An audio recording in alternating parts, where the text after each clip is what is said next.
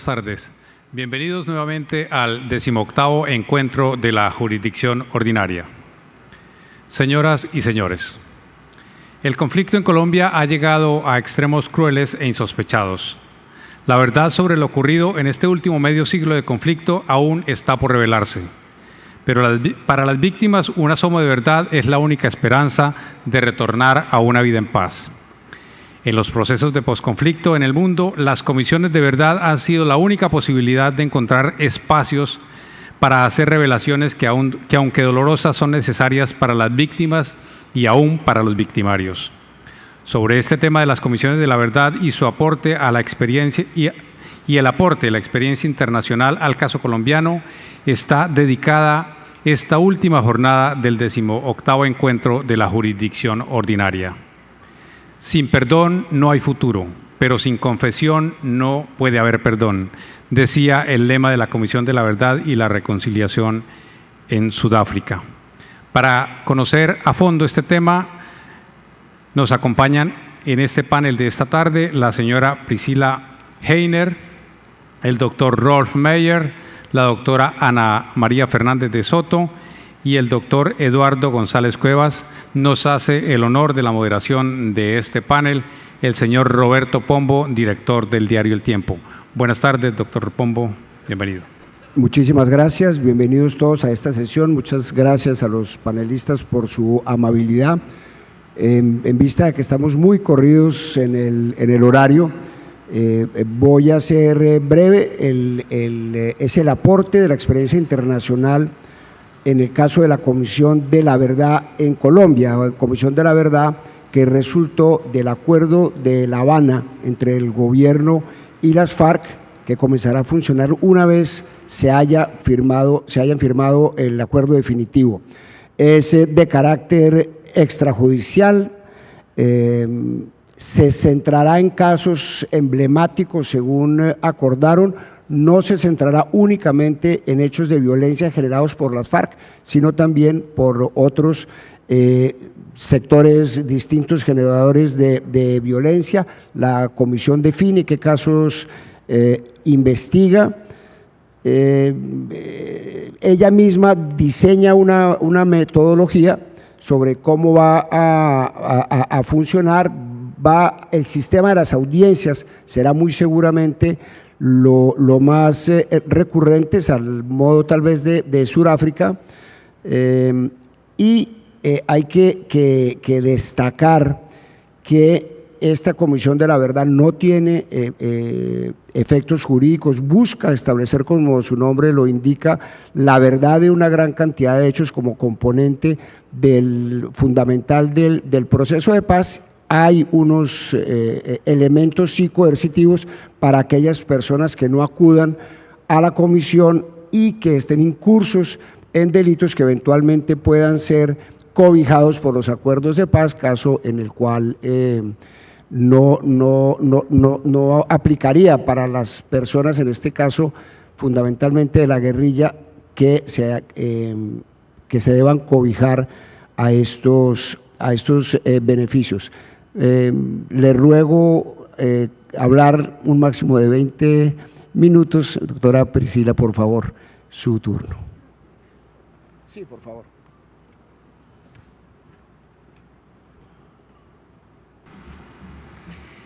Thank you very much to our moderator and to the organizers al moderador y a los organizadores of this very impressive conference. De esta conferencia tan impresionante. Para mí ha sido realmente un placer estar aquí y poder escuchar a las diferentes presentaciones que hemos ido escuchando durante los últimos 2 días. Debo decir que como visitante, no solamente a Cartagena, sino también a Colombia, hay muchas cosas de las cuales puedo sentirme envidiosa, pero para visitante de Estados Unidos hay una cosa que realmente me da mucha envidia, y es el tema de nuestro panel, y es justamente el hecho de que ustedes decidieron hacer una comisión de la verdad, y de hecho una comisión de la verdad muy buena y muy fuerte, con base en el mandato que ya pude leer.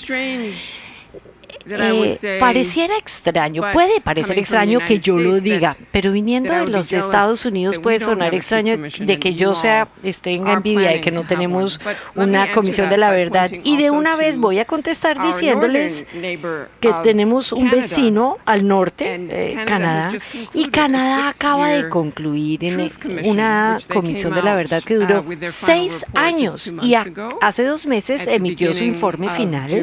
Eso fue a principios de junio, después de haber hablado con aproximadamente 7,000 víctimas y 7,000 supervivientes alrededor del país.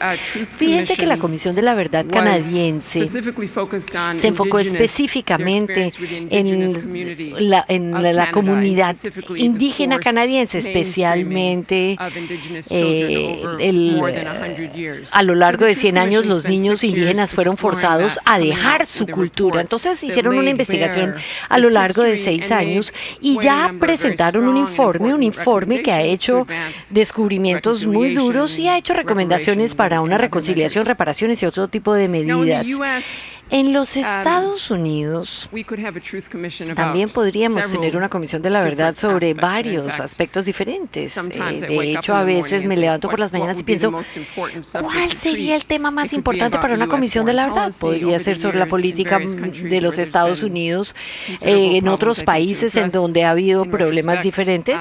En retrospectiva sería importante, pero también podría ser sobre nuestra relación a lo largo de los años con las comunidades indígenas de los Estados Unidos. También podría ser sobre la práctica de tortura, que está bastante bien documentada y que es algo que no se ha ni judicializado ni investigado, sobre todo de manera oficial, y ciertamente en mi opinión es así, en la opinión de muchos también, pero el tema que más atención ha llamado últimamente, y yo pienso que es la más urgente para seguir investigando la verdad en los Estados Unidos, es el tema de la raza. Y desde luego hemos visto violencia entre la policía y comunidades minorías a lo largo del último año en los Estados Unidos. Lleva pasando más tiempo, claro, pero hay algo mucho más profundo que subyace y que yo pienso que necesita y requeriría un tratamiento adicional. Desde luego, la justicia en ese caso, en el caso, por ejemplo, de la violencia contra los afroamericanos por parte de la policía, la justicia ante los tribunales es absolutamente esencial. Y uno puede ver en algunos de las reacciones recientes a casos específicos, como por ejemplo el caso de Baltimore, donde se presentaron casos contra varios policías que parece que son responsables de la muerte de un joven hombre.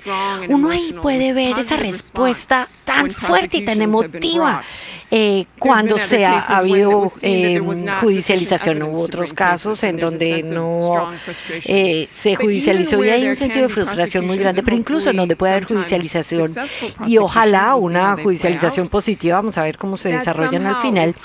A veces eso incluso no es suficiente. De cierta manera, como sociedad, no hemos tenido ni la posibilidad o no nos hemos tomado la posibilidad de realmente analizar a medida y de manera profunda la historia de discriminación de relaciones de raza. Hay gente que dice que nos toca mirar hasta la época de la esclavitud, de hace un par de cientos de años, que deberíamos mirar hasta allá atrás para mejorar. Y el motivo por el cual abro mis comentarios haciendo el punto que estoy haciendo no es solamente porque realmente siento que a mi país le está haciendo falta esa comisión de la verdad y confío y espero que en algún momento lleguemos a eso, sino también lo hago para tratar de responder a una pregunta que oigo que se hace en muchos contextos en los que he trabajado alrededor del mundo, en donde están en momentos de transición y que están analizando, considerando la posibilidad de una comisión de la verdad. Y la pregunta es esencialmente, ¿es que la comisión de la verdad acaso no es una manera de engañar la justicia? ¿Acaso no es la manera fácil, la salida fácil? O tal vez uno tiene una comisión de la verdad solo porque no es posible judicializar a todo el mundo. Y desde luego, en muchos contextos de transición, como después de una guerra civil de 50 años, claramente no es posible judicializar a todos los responsables o de que de cierta manera estuvieron asociados a crímenes graves. No es posible. Entonces, tal vez una comisión de la verdad es, la gente dice, ay, es que simplemente es para para manejar la cosa y para debilitar la posibilidad de justicia penal. Eso es lo que la gente le dice. Bueno, yo claramente voy a decirles que la Comisión de la Verdad tiene un enfoque muy diferente, aparte de ser algo que reemplaza algo que es nuestra incapacidad de tener suficiente justicia criminal y penal. Pero hay una función muy fuerte de por sí de la justicia, de la Comisión de la Verdad, y es que el proceso de buscar la verdad a través de una manera no judicial sí ofrece algo que no podemos obtener y que no podemos obtener del todo a través de la justicia, a través de los canales de justicia penal. Entonces, yo no veo como si las comisiones de la verdad sean algo simplemente como una pequeña solución al problema que no podemos solucionar de ninguna otra manera y que lo que se merecería ese problema es la justicia criminal. Yo veo las comisiones de la verdad como algo que si se hace bien, y voy a volver a esto más adelante, si se hace bien, insisto en el sí. Si se hacen bien, las comisiones de la verdad ofrecen algo que es diferente y que es importante de por sí. ¿Qué es esto? Permítame clasificar estas contribuciones en dos canastas generales. Una, que las comisiones de la verdad como un ente no judicial, pero que también analizan muchos delitos, desde luego. Pero además de eso, miran más allá de los hechos de los delitos, analizan actos individuales y eventos individuales y singulares. Y esencialmente lo que hacen son preguntas diferentes a las preguntas que normalmente haría un fiscal, haría un juez, haría un tribunal de derecho. No preguntan, por ejemplo, qué fue lo que sucedió, aunque eso claramente es una parte muy importante de su trabajo, sino que también, si hacen su trabajo bien, hacen preguntas como ¿por qué sucedió esto? ¿Y cómo es posible que estas cosas hayan sucedido o que hayan continuado sucediendo en un país? Al final del día, por lo tanto, no tienen una verdad que sea mejor o peor en comparación con lo que podría establecer un tribunal de derecho, sino que la verdad a la que llegan es diferente. Las comisiones de la verdad en su investigación y en sus hallazgos y en sus conclusiones no se enfocan principalmente en casos individuales y ciertamente no analizan responsabilidades individuales. En lugar de ello, lo que hacen es analizar los patrones de las cosas que sucedieron, las causas de lo que sucedió y las consecuencias de lo que ha sucedido. ¿Quién ha sufrido? ¿Cómo? ¿De qué manera? ¿Qué regiones fueron afectadas más por el conflicto? ¿Cuándo a lo largo de estos 50 años, por ejemplo, el conflicto colombiano, cuáles fueron los periodos más intensos? ¿Hay algún tipo de patrón que podamos ver de la violencia como se estuvo perpetuando de cierta manera? ¿O hubo algún tipo de formas de responsabilidad o de rendición de cuentas que fueron más fuertes y mejores en ciertas partes de la historia a lo largo o con ciertos grupos ilegales? Digamos que, ¿cuáles en general fueron los factores y cómo lo vemos hoy? Esto también lo que hace es reorganizar la historia. Al hablar abiertamente con la gente y haciendo una investigación se vuelve a restablecer la verdad. Entonces, adicionalmente, mirar los casos específicos, las comisiones de la verdad generalmente identifican una serie de áreas temáticas que van a analizar, ya sea el enfoque sobre la juventud, sobre las mujeres, sobre ciertas regiones, sobre ciertas comunidades, ciertos periodos de tiempo, ciertas prácticas realizadas por ciertos grupos. Todo eso se analiza de manera temática uniendo lo que han ido estableciendo con base en las diferentes declaraciones que han obtenido de las víctimas, los testigos y aquellos que participaron en el conflicto, así como otras investigaciones que han hecho. Entonces hacen diferentes preguntas y acaban obteniendo como resultado una verdad diferente en sus hallazgos.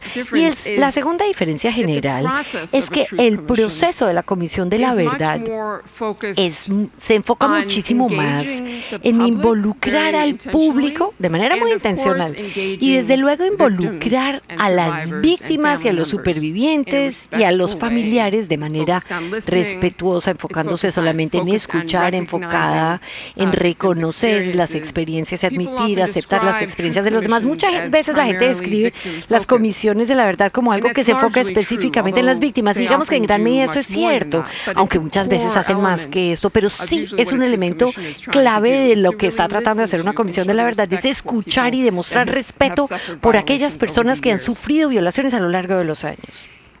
Esta descripción me recuerda a una conversación que tuve con el presidente de la Comisión de la Verdad de Nigeria, en África Occidental. Y el presidente era un juez jubilado, muy respetado, una persona que la gente lo estimaba mucho, con muchos años de experiencia. Y de hecho, él fue el que lideró una comisión de la verdad que cuando yo hablé con él estaba llegando a su final, y esa comisión de la verdad había tenido sus grandes desafíos, como muchas comisiones de la verdad. Y una cosa que hizo muy bien esa comisión de la verdad fue ganarse la atención del público, tal vez de manera que nunca se había visto antes en Nigeria, y tampoco en muchas otras comisiones de la verdad. Todo nigeriano, casi que les puedo decir, todos los días veían en vivo los procesos de las audiencias públicas durante meses, y la gente trabajaba durante el día, llegaban por la noche a sus casas a ver la retransmisión. Todas las estaciones de radio transmitían en vivo las audiciones de la Comisión de la Verdad. Así que fue un momento muy importante en la historia nigeriana, y esto como que llamó la atención para las personas comunes de la calle. ¿Cómo los derechos humanos involucraban a la gente y cómo los derechos se pueden exigir? La gente, ¿cómo puede exigir sus derechos? Entonces, cuando yo hablé con este presidente, le pregunté cuál era para él la principal lección que había aprendido de la experiencia o qué podía recomendar para comisiones futuras, y me sorprendió que lo primero, y tal vez lo único que me dijo sobre eso fue: no se debe tener una comisión de la verdad presidida por un juez, que claramente se estaba refiriendo al mismo como juez. Y a mí me sorprendió y dijo: mire, si un juez preside una comisión de la verdad, va a parecer como si fuera un tribunal de ley. Y sí, cada vez era realmente así. Cada una de las víctimas, cada uno de los acusados tenían sus abogados y se hacían preguntas para acá y para allá, y los comisionados parecía que fueran un conjunto de jueces, tal y como la cosa estaba organizada. Y él dijo: pero es que eso es lo que nosotros conocemos. Yo sé que esa no es la manera correcta de haberlo hecho para los propósitos, para nuestro objetivo, pero es lo único que yo conocía, así casi lo fue que lo hicimos. Y fue una autorreflexión que me pareció muy interesante, y cuando he visto otras comisiones de la verdad he recordado esto, cuando estas otras comisiones de la verdad se organizan y quieren decidir quiénes deben ser los miembros de la comisión de la verdad, quién la debe presidir, y pues eso depende de qué es lo que uno está tratando de lograr, porque acuérdense que uno está tratando de lograr algo diferente de lo que se obtendría en un tribunal. Entonces, claramente, las comisiones de la verdad son unas entidades no judiciales, unos entes no judiciales que claramente, esto está establecido en el mandato para la Comisión de la Verdad aquí en Colombia, y pues esto es algo muy típico de todas las comisiones de la verdad. Pero habiendo dicho esto, generalmente hay diferentes maneras en las cuales las comisiones de la verdad interactúan con el Poder Judicial durante o tal vez a medida que están llegando al final de su trabajo. Y quisiera resaltar varias maneras en las cuales esto puede ser así. Miren, en algunos casos a las comisiones de la verdad se les da el poder de llamar diferentes personas o documentos, de exigir que se presenten o que les entreguen, que vengan a información, que vengan a presentar su información. Generalmente este poder es que puedan exigir documentos. A veces este poder es, por ejemplo, cuando la comisión trabaja a través de un juez o un magistrado, que es el que les da las órdenes judiciales para poder exigir y poder investigar. Podemos volver a esto porque es un tema bastante contencioso para las comisiones de la verdad. Ha tenido su poder en varios casos. El segundo lugar es que a veces hay intercambio de información entre las comisiones y los tribunales. Y esto ha ido en ambas direcciones. Si miramos, por ejemplo, la Comisión de la Verdad sudafricana, la Comisión Sudafricana, ellos tenían acceso para mirar los documentos que estaban en la oficina del fiscal sudafricano. Ellos podían tomar, llevar nota, mirar toda la información que había sido recolectada.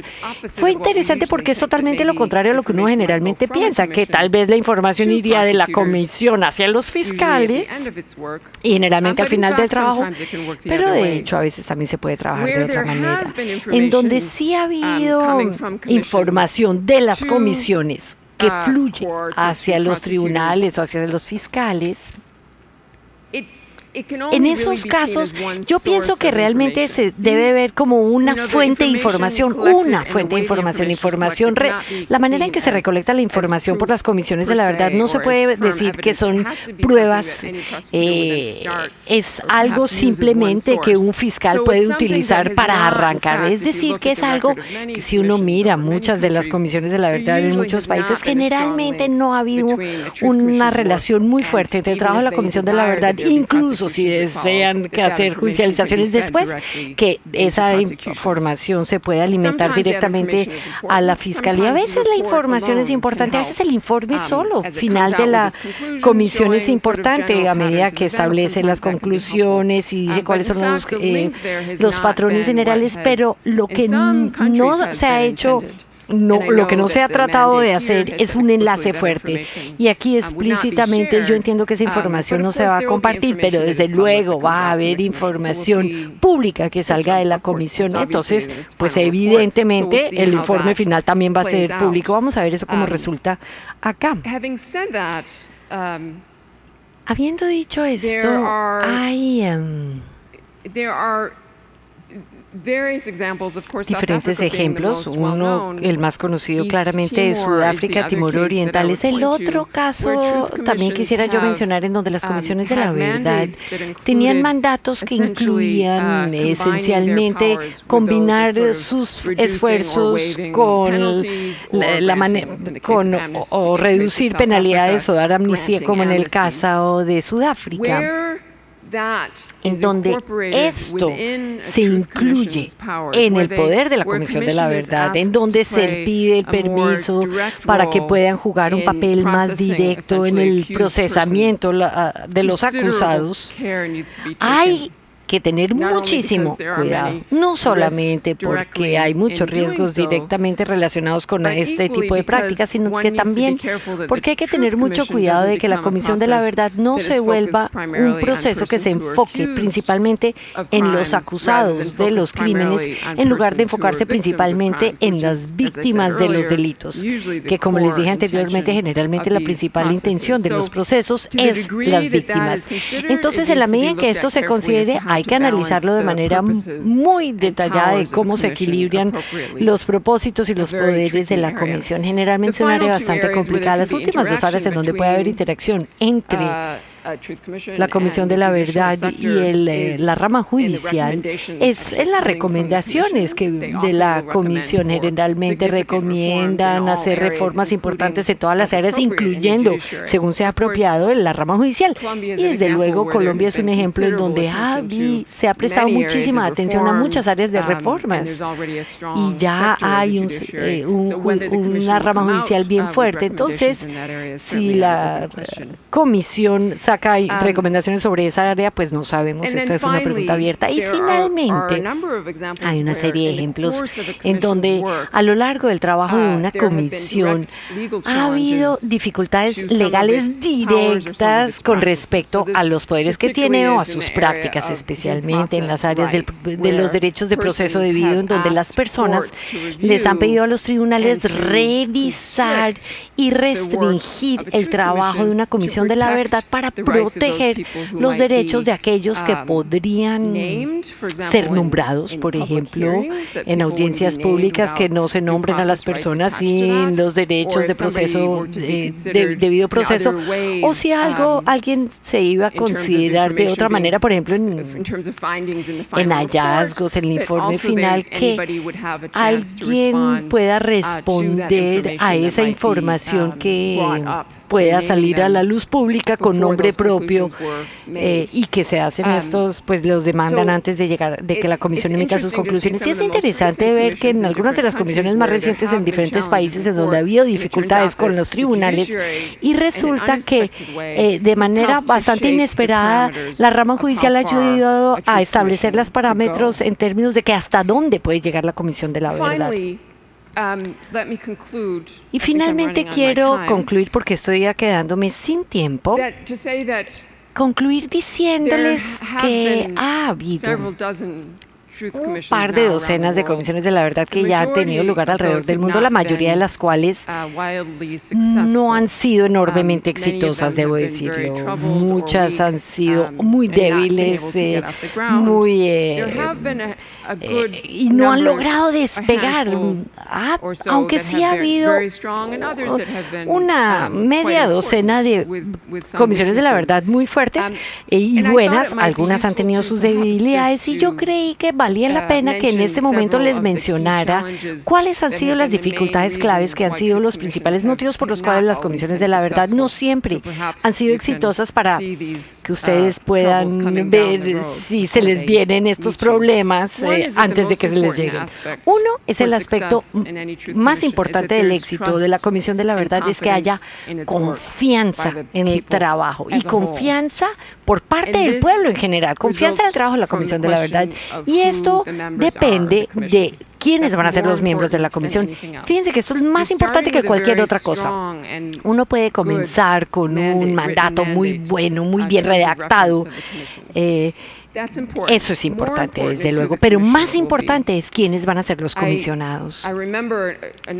Recuerdo otra conversación que tuve en otro país, que no voy a, por respeto no voy a decir qué país, pero en donde el ministro de Justicia en su momento me dijo, sabe que trabajamos tanto para tener el mandato correcto y luego soltamos el esfuerzo cuando ya se trató de nombrar a los comisionados, acabaron teniendo comisionados que simplemente no trabajaron bien, no hicieron bien su trabajo y el proceso se vio muy afectado como resultado de esto. Y yo pienso que mirando hacia atrás la gente se da cuenta que fue una oportunidad que perdieron. Si uno no tiene las personas correctas como en la comisión, no se va a perder una oportunidad maravillosa.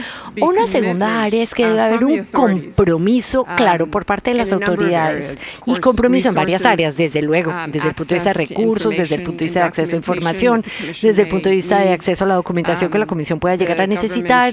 El gobierno debe encontrar maneras de demostrar explícitamente su respeto por la independencia de la Comisión para que no haya ninguna duda en esa área.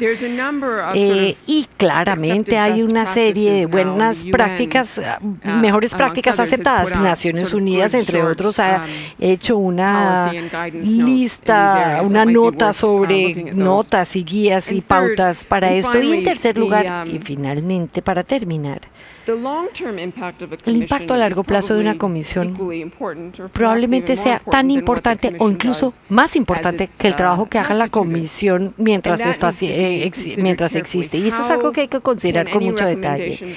Cómo cualquier tipo de recomendación que venga de la comisión se puede implementar y si se logra algún compromiso desde antes del inicio de la comisión sería clave. Sé que es un área difícil y lo voy a dejar por acá.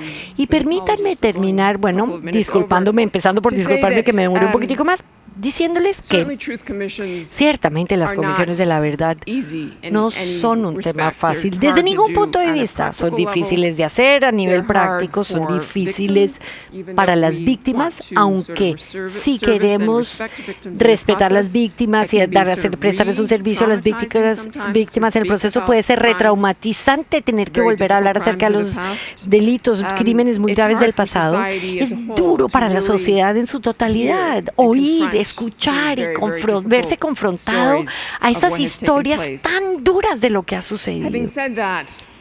Pero también, si uno logra superar las dificultades que les acabo de mencionar, sí existe una posibilidad de que esto pueda ser una contribución importante. Y yo espero, para cerrar, espero que mi propio país también vaya a seguir su ejemplo y que tal vez en algún momento dado nos vayamos en esa dirección. Muchas gracias. Muchas gracias a la doctora Priscila Heiner. Y ahora, por favor, para oír el caso emblemático de Sudáfrica, el doctor Rolf Meyer. Por favor.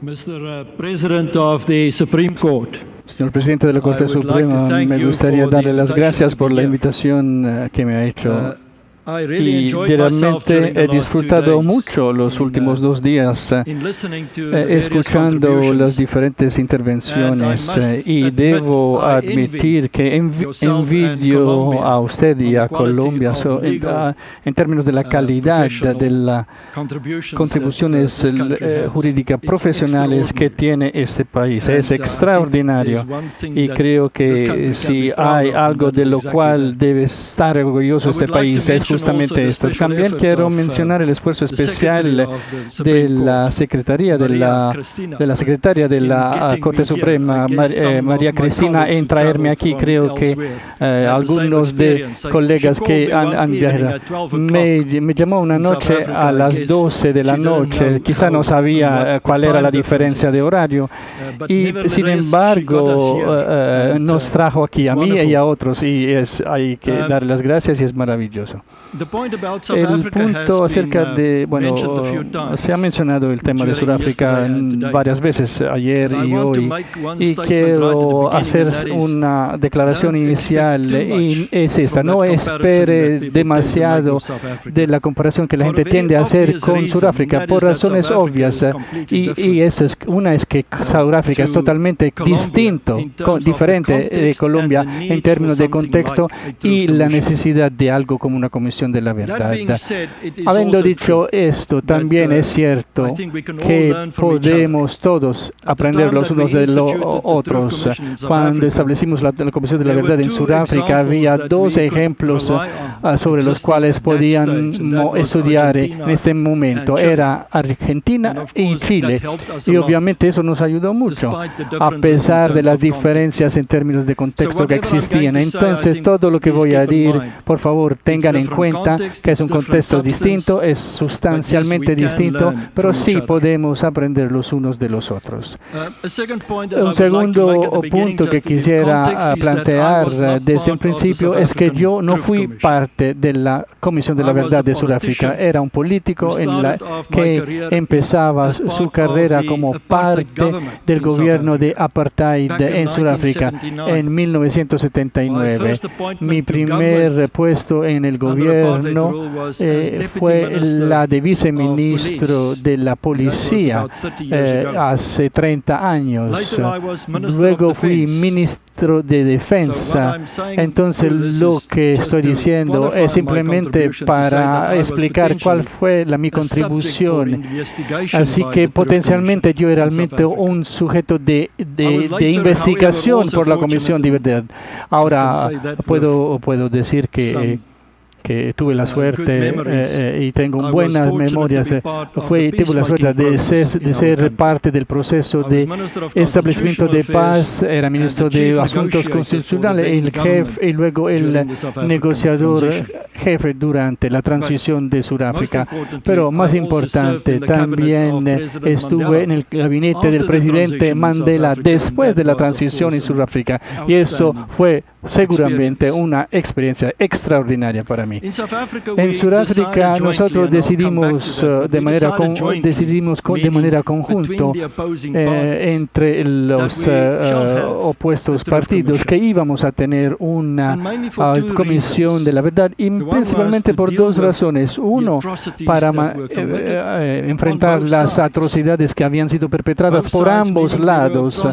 Quiere decir que también había cometido atrocidades el movimiento de liberación opuesto al del apartheid y también por eso ellos querían una institución como una Comisión de la Verdad para que permitiera la investigación. Entonces había que enfrentar las atrocidades cometidas por las 2 partes y la segunda razón era evitar que eso se repitiera. Puedo decir claramente que si no hubiéramos tenido una Comisión de la Verdad Económica, estaríamos aún ocupados en nuestros tribunales con las judicializaciones 20 años después. Entonces son las 2 razones principales.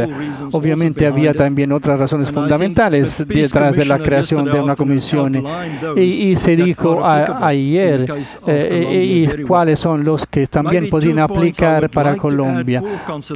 Quisiera agregar 2 consideraciones de nuestra experiencia. Una es que una comisión de la verdad puede servir para la sanación entre comunidades divididas en un país, y la segunda es que también puede acercar y cerrar el tema. Creo que eso deberían ser las intenciones incluso de una comisión. La Comisión de la Verdad y Reconciliación, como se conoció en Sudáfrica, se dividió el trabajo en tres comités. Primero, las personas que sufrieron bajo el apartheid tuvieron la oportunidad de testimoniar, de testificar y de llevar sus testimonios a la comisión. Por supuesto, también la gente por el otro lado también tenía la misma oportunidad de llevar su testimonio, pero en general fueron los que sufrieron bajo el apartheid los que llevaron sus testimonios a la atención de la Comisión de la Verdad. Más de 10,000 personas llevaron sus testimonios a la Comisión de la Verdad de Sudáfrica, y eso ocurrió porque la Comisión de la Verdad viajó alrededor de todo el país. Era casi una comisión que en las calles, que fue a todos los rincones del país, pueblos, a veces incluso a las casas directamente, donde la gente podía tener la oportunidad de dar sus testimonios de su sufrimiento bajo el apartheid. Y luego hubo los testimonios orales también. Hubo testimonios orales y escritos, y también más de 10,000 documentos escritos de testimonios llegaron a la comisión. Eso fue importante.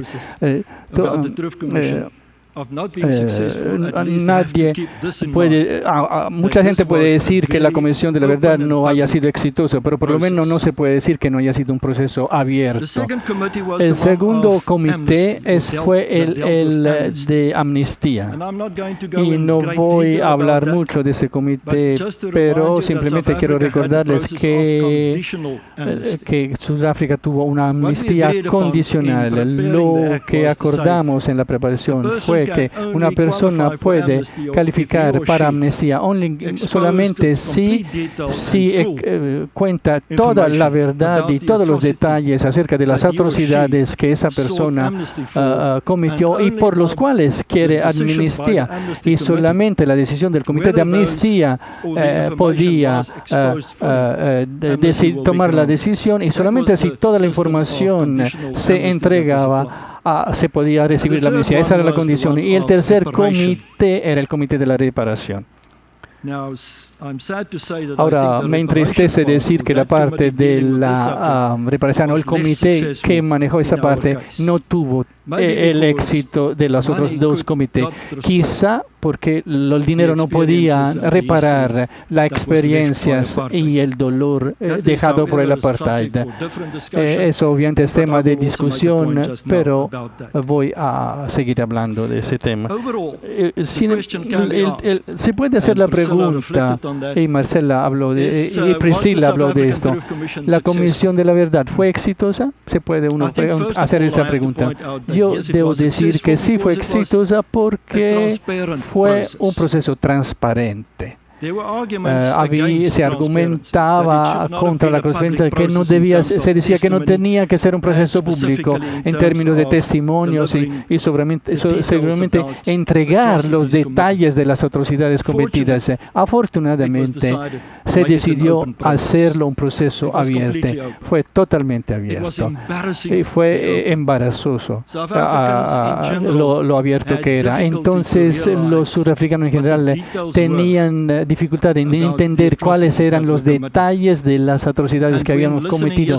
Y cuando ayer se escuchaba al sacerdote Francisco de lo que habló, de lo que ocurrió en Colombia, en la comunidad, me acordé de mis experiencias y qué tan triste era estar expuesto a los detalles de lo que había ocurrido. Pero era lo justo, era lo correcto, era la única forma de de poder aprender también nosotros que éramos parte del sistema blanco del apartheid. Entonces, la transparencia, yo creo, fue lo que hizo, fue uno de los aspectos de éxito de la Comisión de la Verdad.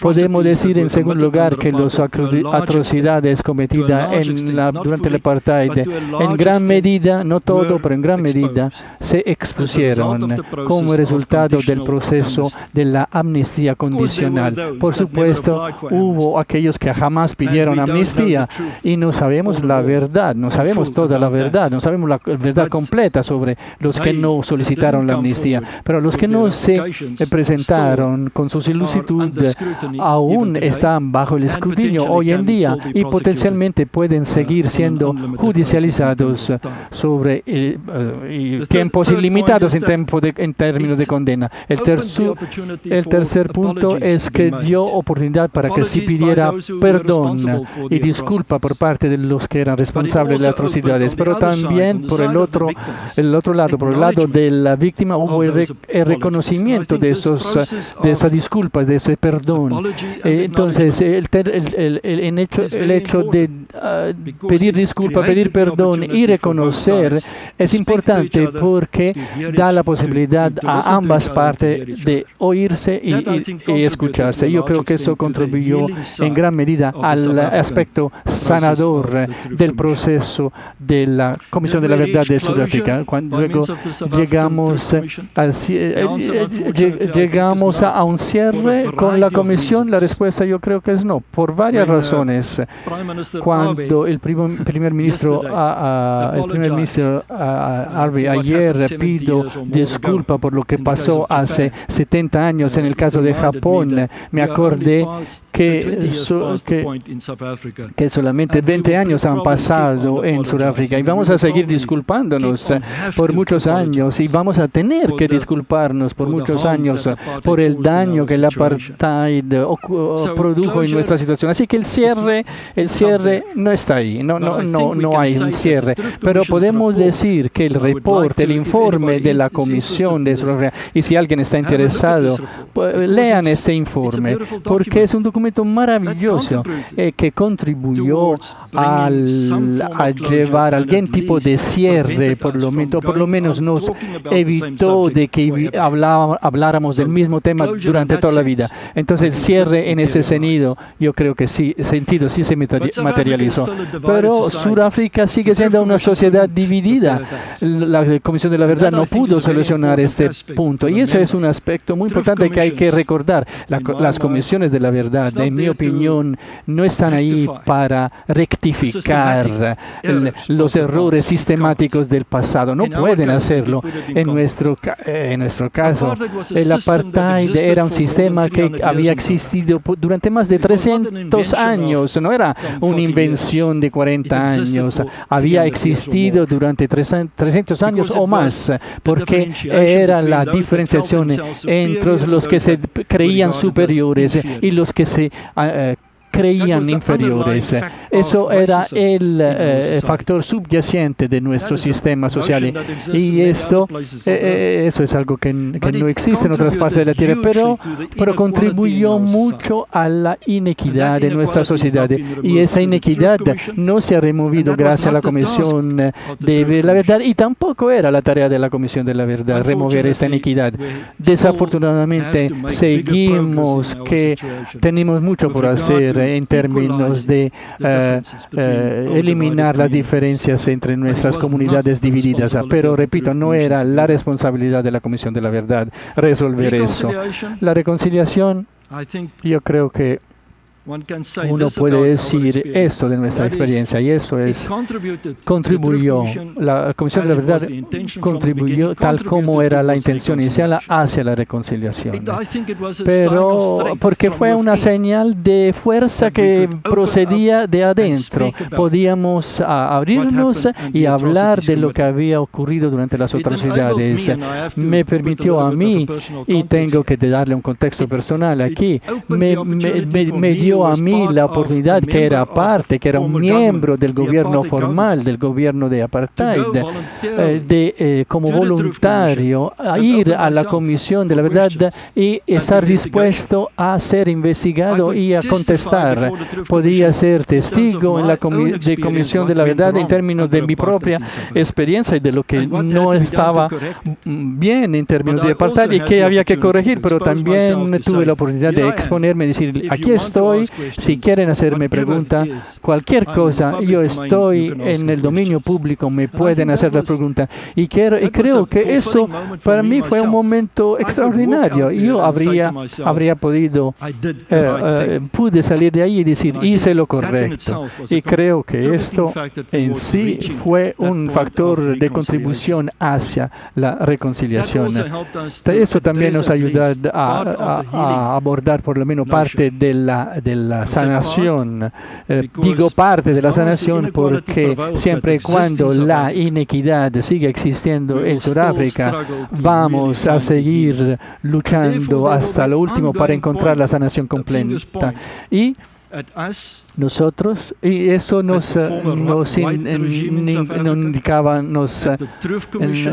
nosotros como el ex régimen, la Comisión de la Verdad, y esto hizo que la gente pensara que la comisión no fuera exitosa, olvidándonos de que no era la tarea de la Comisión de la Verdad eliminar esta desigualdad, pero había otras consecuencias del sistema del apartheid que tenían que resolverse, y no solamente lo de la justicia que se trató de manejar a través de la comisión. ¿Qué otro mensaje puedo darles de la experiencia? Y quisiera concluir con algunos puntos.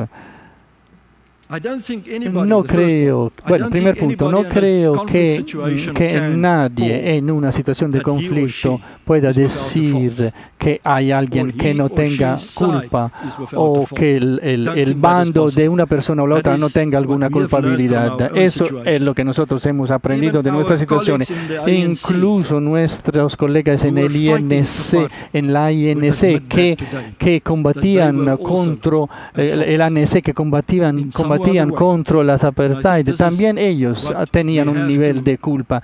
Entonces, ese es un mensaje, lo tenemos que decir al resto del mundo. Segundo punto, un buen liderazgo, y creo que Priscilla se refirió a esto, un buen liderazgo es una parte fundamental que nosotros mismos pudimos ver en el caso de la comisión. El rol del arzobispo Tutu, que fue presidente de la comisión, todo el mundo lo conoce, y el papel que él desempeñó junto con Alex Burrain y otros comisionados es conocido, y seguramente hace entender que tan importante es un buen liderazgo. Tercero, tuvimos un proceso incluyente en términos de llegar a un acuerdo sobre la Comisión de la Verdad, la existencia de la Comisión de la Verdad. Llegamos a un acuerdo en el borrador de la Constitución, prácticamente, donde acordamos en lo que iba a ser el propósito en los términos de la Comisión de la Verdad, y fue un enfoque incluyente. Me estaba preguntando yo, presidente de la Corte Suprema, me preguntaba yo, escuchando las contribuciones de ayer, ¿hasta qué punto es posible o será posible llegar a un proceso incluyente y encontrar un acuerdo sobre los términos de la Comisión de la Verdad, si va a haber una en Colombia? Lo que quiero decir con esto es que todas las partes interesadas tienen que incluirse en esta decisión. Tuvimos éxito en construir la confianza, no solamente al nivel de los que ejecutaron las funciones de la Comisión de la Verdad, sino también entre nosotros mismos, desde ambas partes que estuvieron de acuerdo sobre el contenido de la Comisión. Pero el punto más importante, que la Comisión de la Verdad, después de que se llegó a un acuerdo acerca de la futura constitución del país no fue parte de ese acuerdo. Nosotros llegamos a un acuerdo primero sobre la comisión, acordamos primero sobre la paz y luego dijimos, bueno, ahora vamos a mirar al pasado y vamos a exponer el pasado a través de la Comisión de la Verdad. Yo creo que eso fue parte del éxito en nuestro caso. Y finalmente, esto no es una cuestión de leguleyos, y quizás eso los puede, la paz no es un tema leguleyo. Yo lo digo como abogado yo mismo. La paz no es solamente un proceso intelectual, debe venir de los corazones y de las almas también. No está solamente en la cabeza, también está acá. Y creo que eso es crítico. Y finalmente, de verdad finalmente ahora, la justicia transicional o la justicia por eso es parte del proceso, no es el proceso mismo. Muchísimas gracias. Muchas gracias, doctor Meyer. Doctora Ana María Fernández de Soto, por favor.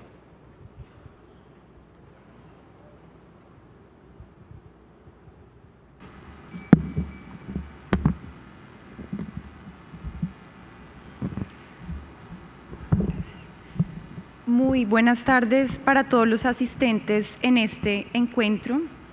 Quiero agradecer muy especialmente a la Corte Suprema de Justicia por extenderme una invitación para participar en este evento y compartir con ustedes la experiencia de Ruanda.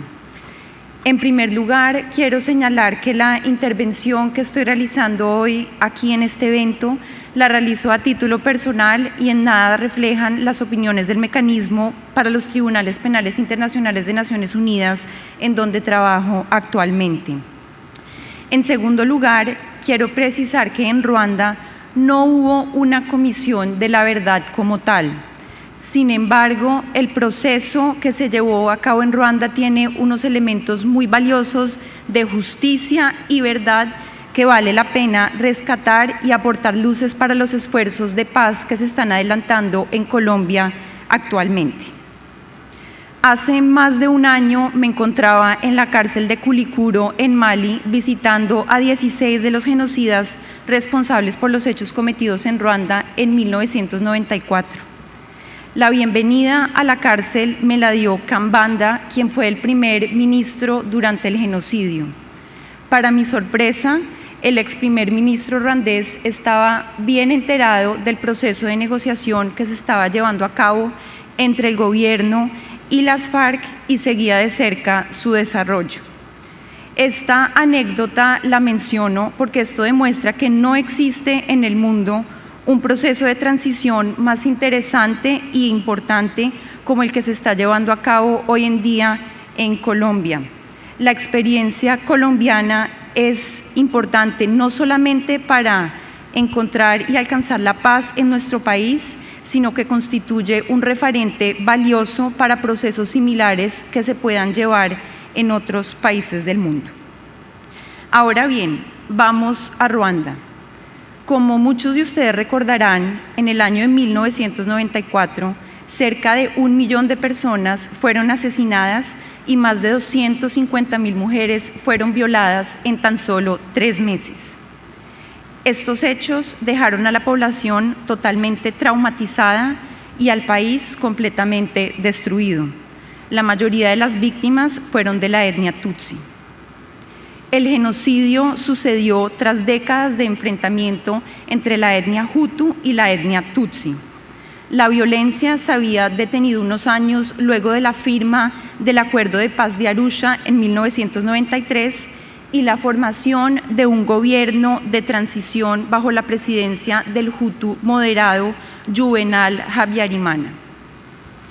El desencadenante del genocidio, como algunos recordarán, fue el atentado en contra del avión presidencial en donde fue asesinado el presidente Habyarimana en abril de 1994. Al día siguiente también fue asesinada la primera ministra. Con la muerte del presidente y de la primera ministra, los Hutus radicales se tomaron el poder y emprendieron una oleada de violencia en todo el país, llamando al exterminio total de los tutsis con una milicia denominada Interamwe. Las tropas internacionales de Naciones Unidas que estaban en Ruanda fueron incapaces de prevenir la matanza. La ONU ordenó la retirada de los cascos azules que evacuaron a todos los extranjeros y dejaron a la población local abandonada. Tras varios meses de violencia, la guerrilla del Frente Patriótico ruandés, conformada por tutsis que habían sido expulsados a Uganda, lanzó una ofensiva que finalmente culminó con la toma del poder. Esta guerrilla era liderada por el hoy presidente de Ruanda, Paul Kagame. Una vez se normalizó relativamente la situación, el nuevo gobierno se puso en la tarea de reconstruir el país y buscar la reconciliación. A diferencia de otros conflictos africanos, en Ruanda se incorporó en la agenda política el tema de la justicia. Es decir, no se trató de imitar el modelo surafricano de la Comisión de la Verdad, como nos acaba de explicar el doctor Meyer, que concedía el perdón a cambio del reconocimiento por el daño causado, sino se consideró que era necesario castigar a los responsables de los hechos, ya que la magnitud de los delitos que se habían cometido no permitía la impunidad. En Ruanda entonces no se dictó una amnistía general ni se instauró una comisión de la verdad, sino que el gobierno impuso un modelo de justicia que tenía como objetivo castigar a los victimarios y darle visibilidad al genocidio. Desde hace 20 años, Ruanda ha llevado a cabo un proceso muy ambicioso de justicia transicional que se ha desarrollado a nivel internacional con la creación por parte de Naciones Unidas del Tribunal Penal Internacional para Ruanda y a nivel nacional y local. A nivel doméstico, es interesante que ante la imposibilidad de juzgar a todos los perpetradores de los crímenes a través del aparato judicial convencional, fue necesario acudir a un sistema de justicia tradicional local para establecer la verdad de los hechos e impartir justicia. Este mecanismo local de justicia es conocido como las Cortes de Gachacha y a pesar de todas las críticas a las que ha sido objeto, fue el que realmente permitió llevar justicia y verdad a las comunidades. A este tema me voy a referir más adelante. Quiero empezar hablando acerca del Tribunal Penal Internacional para Ruanda y su legado. Volvamos a 1994. Cuando se cometieron las atrocidades, no existía ninguna Corte Penal Internacional para juzgar el genocidio. Fue así que el Consejo de Seguridad de Naciones Unidas decidió establecer el Tribunal Ad Hoc para Ruanda en noviembre de 1994. Al tribunal se le concedió un mandato muy amplio. Además de enjuiciar a todas las personas que tenían la mayor responsabilidad por los hechos cometidos en Ruanda, el Consejo de Seguridad determinó que el tribunal también debía contribuir a la reconciliación en Ruanda y restablecer la paz y la estabilidad en la región. El tribunal está próximo a culminar sus actividades a finales de este año y desde julio del 2012 ha venido transfiriendo sus funciones a su sucesor, el Mecanismo para los Tribunales Penales Internacionales. Luego de 20 años de trabajo, el tribunal ha dejado importantes legados que han contribuido al proceso de reconciliación en Ruanda. Quiero resaltar los siguientes. En primer lugar, el tribunal fue efectivo en lograr el arresto de los máximos responsables del genocidio. Casi la totalidad de los miembros del gobierno que estaba en el poder durante la época del genocidio han sido sometidos a juicio. El tribunal ha proferido condenas en contra del primer ministro, de ministros de Estado, de generales, alcaldes y otras personas que tenían una posición de liderazgo durante el genocidio. El primer juicio comenzó en el año de 1997 y desde entonces 93 personas han sido acusadas, de las cuales 61 han sido condenadas y 14 declaradas inocentes. En segundo lugar, el tribunal ha contribuido a la reconciliación de Ruanda al haber creado un recuento de la verdad histórica de los hechos a través de los diferentes procesos penales. En este sentido, vale la pena rescatar por su significado los archivos del tribunal, que tienen un gran valor histórico, y esto ha llevado a Naciones Unidas a la construcción de una nueva sede en Arusha, Tanzania, para albergarlos y preservarlos. En tercer lugar, el tribunal contribuyó a la reconciliación en Ruanda al haberle dado a las víctimas la oportunidad de ser escuchadas. Para muchas víctimas y testigos, el hecho de dar su testimonio ante los jueces y frente a los perpetradores ha permitido sanar heridas del pasado. La mayoría de la evidencia con la que se cuenta en el Tribunal de Ruanda ha sido testimonial. Finalmente, quisiera referirme a la jurisprudencia del tribunal, que además de tener un impacto significativo en la reconciliación, ha ido mucho más allá porque ha transformado el derecho penal internacional y es un referente importante para las cortes y los sistemas nacionales. Hay ciertos aspectos de la jurisprudencia que quisiera mencionar rápidamente. El Tribunal de Ruanda fue el primero en interpretar la definición de genocidio. En el fallo de Akayesu, en el 98, se establecieron importantes doctrinas penales y componentes de este crimen. Asimismo, el tribunal fue el primero en dictar una condena en contra de un jefe de Estado. El primer ministro Kambanda fue condenado a cadena perpetua por genocidio. Este fallo contribuyó a que el principio de no inmunidad por el cargo oficial fuera incluido en el Estatuto de Roma. El tribunal también ha establecido la doctrina de responsabilidad de los jefes o superiores, que explicó detalladamente el fiscal general esta mañana. El tribunal tiene asimismo extensa jurisprudencia en materia de delitos sexuales, ya que más de 250.000 mujeres fueron violadas o abusadas sexualmente durante el genocidio. Y el tribunal también, en sus fallos, examinó el papel de los medios de comunicación y los límites a la libertad de expresión. Estas doctrinas, muchas de estas doctrinas, hoy en día parecen obvias, pero hace 20 años no existía ninguna jurisprudencia internacional en la materia y el tribunal fue realmente pionero en todos estos temas. Esto contribuyó a fundar todas las bases del sistema de justicia penal internacional que tenemos hoy en día, incluidas las bases para el Estatuto de Roma de la Corte Penal Internacional. Sin embargo, a pesar de estos aportes que he mencionado, el tribunal no ha estado exento de críticas sobre su real aporte al proceso de reconciliación en Ruanda. En primer lugar, al tribunal se ha criticado por no haber juzgado a todos los bandos del conflicto.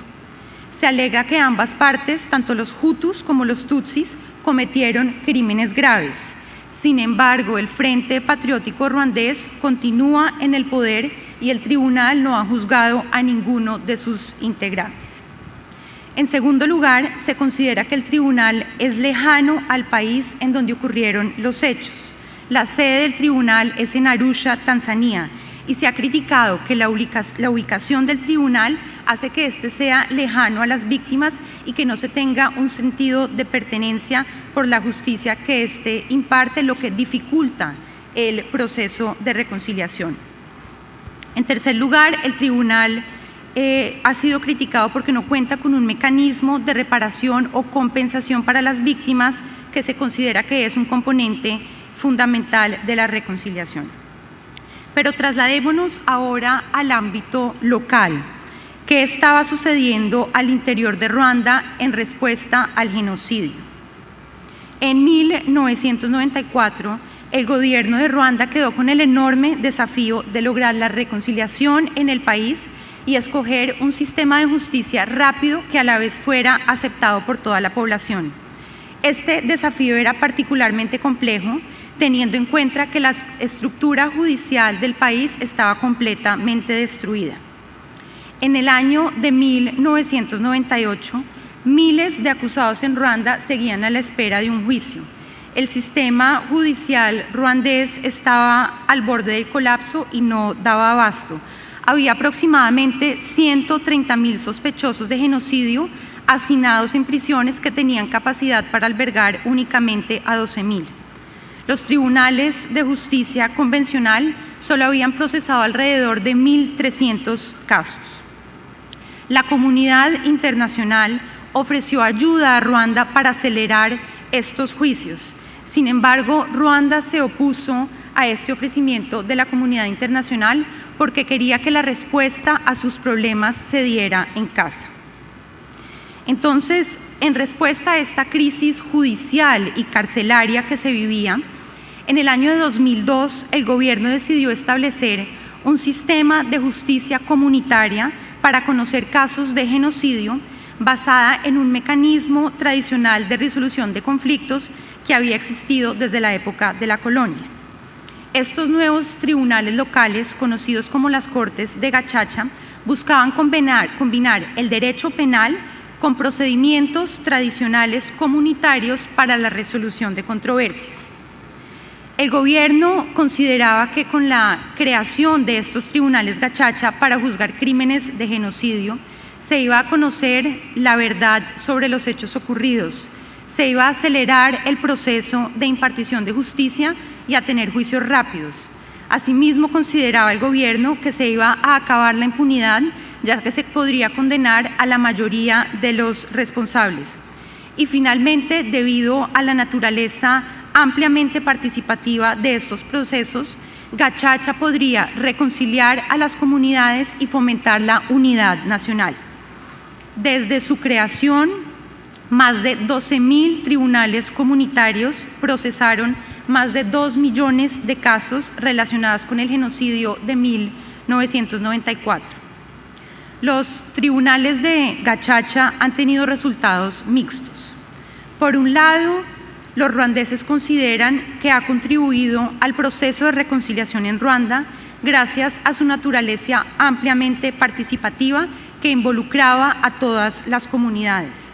Asimismo, gracias a que contribuyó a esclarecer la verdad de los hechos, gracias a que muchas personas pudieron encontrar los cuerpos de sus familiares y darles un entierro digno. Y asimismo, gracias a que permitió que los perpetradores fueran llevados a la justicia. Pero por otro lado, existen serias críticas a la administración de justicia que se dio en Gachacha, lo que ha considerado que fue un obstáculo para la reconciliación en Ruanda. Se alega que con el objetivo de tener juicios rápidos se cometieron violaciones al debido proceso.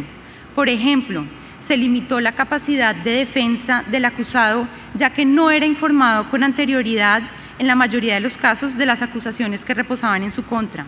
No contaba con tiempo suficiente para preparar su defensa, no podía presentar testigos y no tenía acceso a un abogado. Tampoco se respetó en muchas ocasiones el principio a la presunción de inocencia. Gachacha también ha sido criticado por sus jueces. Se ha criticado su falta de competencia, ya que en la mayoría de los casos no tenían una formación jurídica, sino que simplemente usaban el sentido común y principios generales de justicia para proferir sus decisiones.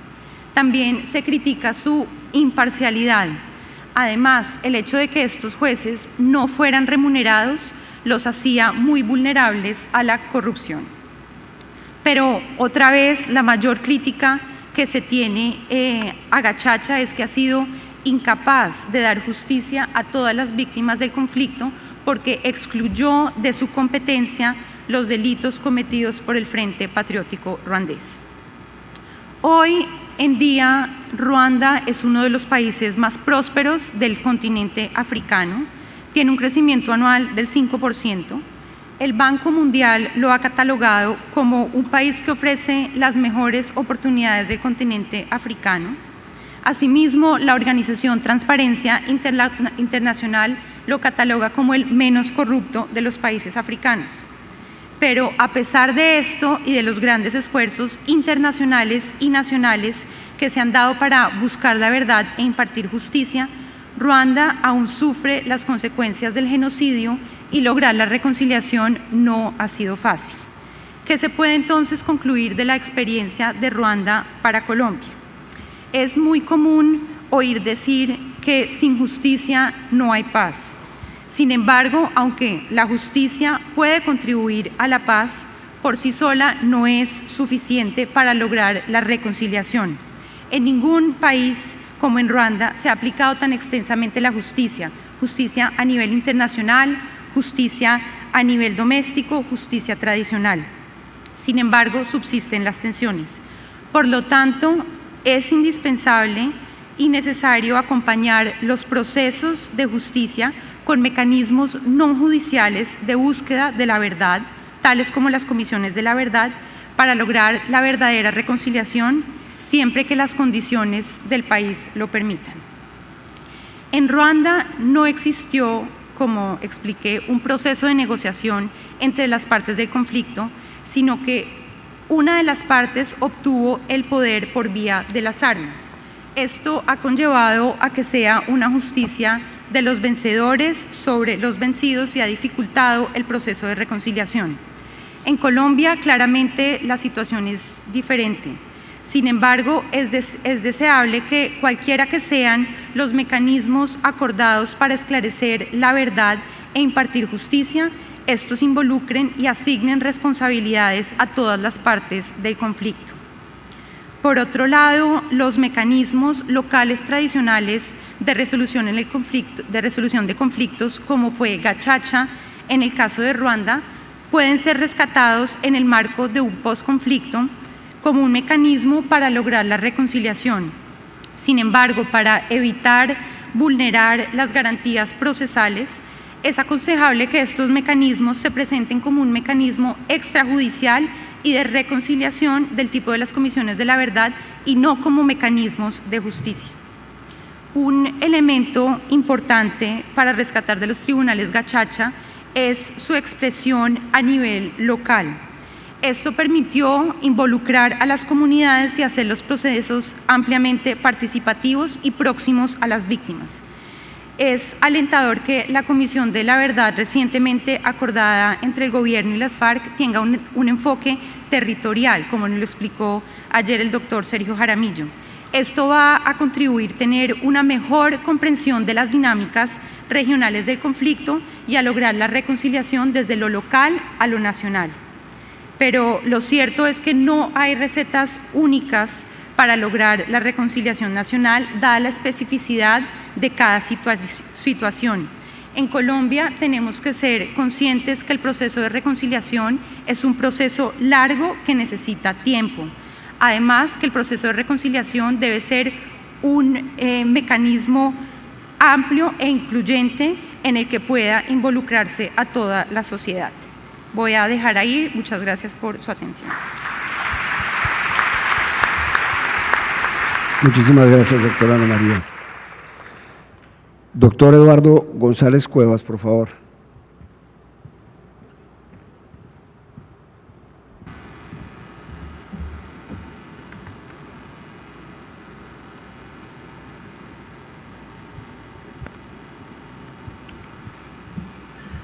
Un problema con la clave.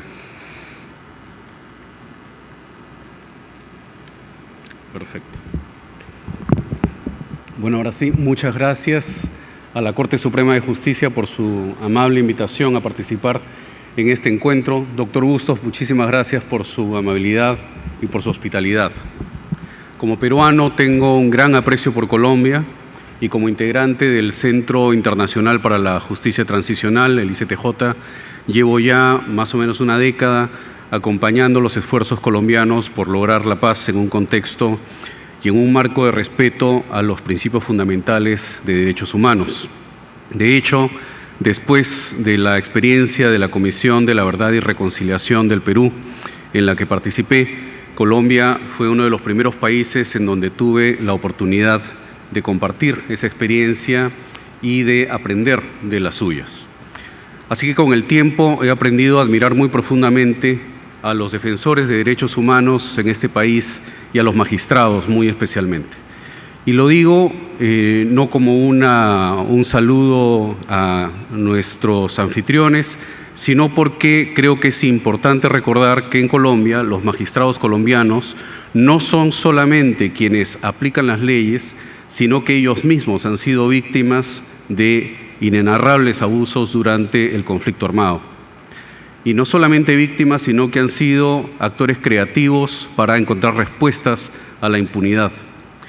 Vale la pena recordar, por ejemplo, la Comisión de la Verdad sobre el Holocausto del Palacio de Justicia, que fue una iniciativa de la Corte Suprema de Justicia. Y piénsese también que fue una decisión de la Sala Penal de la Corte Suprema de Justicia la que por primera vez planteó la necesidad de una Comisión de la Verdad para Colombia. Fue esa una iniciativa que luego se desarrolló en el 12º encuentro de la jurisdicción ordinaria en Paipa en el año 2009. De modo que es muy apropiado, muy adecuado que sea en este encuentro donde se planteen estas discusiones. Yo, en el tiempo que tengo, quisiera hacer algunas comparaciones entre el caso de la Comisión de la Verdad del Perú y lo que se ha acordado en La Habana y que podría constituir la base para una Comisión de la Verdad en Colombia. Por supuesto, el análisis comparativo no significa de ninguna forma que las experiencias y las prácticas aprendidas en un lugar puedan trasladarse mecánicamente a otro lugar. Eso es imposible. Pero, aunque la diferencia de contextos es irreducible, el análisis comparativo nos puede ayudar a identificar algunos factores estratégicos que debemos tener en cuenta. Una razón inicial para trazar un paralelo entre el Perú y Colombia es que nuestros sistemas y tradiciones políticas y jurídicas son muy parecidas y que en ambos países se ha desarrollado una importante jurisprudencia sobre principios de derechos humanos, ya sea por la acción de sus cortes como a través de sentencias de la Corte Interamericana de Derechos Humanos. Otra similitud es porque en el Perú el conflicto armado que se desató en 1980 por las acciones de Sendero Luminoso se desarrolló durante la mayor parte de su duración bajo gobiernos civiles democráticamente elegidos. Ni el conflicto colombiano ni el conflicto peruano son conflictos en los que se puede decir que una organización armada haya luchado contra dictaduras militares, sino que por el contrario se levantan en medio de un proceso de democracia. Esto tiene una consecuencia muy importante, y es que pese a las tensiones propias de una sociedad en guerra, desde el principio se produce información autorizada por vía judicial y por vía de investigaciones fiscales sobre los hechos que están teniendo lugar. Para cualquier futuro esfuerzo de justicia transicional eso es muy importante porque quiere decir que no se parte de cero. Ya hay mucha información. En el Perú, en el momento de la caída del gobierno de Alberto Fujimori en el año 2000, el año que marca nuestra transición democrática, ya existía abundante información producida por el Ministerio Público peruano sobre desapariciones forzadas, masacres, el uso de la tortura y otros hechos atroces. Lo que no había en el Perú, pese a la abundancia de conocimiento, era reconocimiento. Es decir, la asunción de responsabilidades éticas y políticas por lo que había ocurrido. Y pienso que aquí hay otro importante paralelo con Colombia, donde, como ha dicho ayer Sergio Jaramillo, el Alto Comisionado para la Paz, hay conocimiento de los hechos, pero falta reconocimiento y asunción de responsabilidades. Otro elemento que me parece similar entre los casos de Perú y Colombia es la magnitud del reto armado al Estado. En el Perú, Sendero Luminoso llegó a estar presente en todo el territorio nacional y las columnas senderistas llegaron a tener una capacidad operativa muy significativa, así como una gran capacidad de ejercer violencia en las comunidades del campo y en las zonas urbanas marginales. A diferencia de los conflictos armados centroamericanos, el grupo armado en el Perú desarrolla una estrategia de intensa coerción contra las poblaciones en donde pretende afincarse e incluso contra quienes desde la misma izquierda discrepaban de la estrategia de lucha armada. El resultado es un amplio patrón de masacres, ejecuciones arbitrarias, uso de la tortura, reclutamiento forzoso, violencia sexual e imposición de servidumbre contra poblaciones indígenas. Además, otra similitud, Sendero encontró en muchas zonas del país el sostén económico del narcotráfico para consolidar sus acciones. Esto, por lo tanto, la presencia de un grupo armado ilegal con un enorme potencial de uso de violencia, tiene también enormes e importantes consecuencias en un contexto de justicia transicional, porque quiere decir que la búsqueda de la verdad no se va a ocupar solamente de investigar acciones cometidas por agentes estatales. Y esto es algo significativo a diferencia de la mayoría de los procesos de justicia transicional en América Latina. Piénsese en los casos del Cono Sur, en el caso de Brasil o en los casos centroamericanos, en donde la absoluta mayoría de las violaciones cometidas fueron cometidas por agentes estatales. El reto específico de la justicia transicional en un país como el Perú o como Colombia, dada esta similitud, es ser capaz de investigar imparcialmente violaciones cometidas por todos los actores armados en una forma efectiva y creíble. Pero así como hay algunas similitudes, hay también diferencias fundamentales. Y la principal de esas diferencias, creo yo, es la forma de terminación del conflicto armado. En el Perú, como ustedes recordarán, Sendero Luminoso era una organización altamente jerarquizada, vertical y centralizada, alrededor de una persona que recibía un auténtico culto a la personalidad, Abimael Guzmán, alias Presidente Gonzalo. Como resultado, esa organización, cuando a través de una operación policial se captura al líder máximo Abimael Guzmán, la organización colapsa con mucha rapidez. Tras la captura de Guzmán, Sendero se derrumba.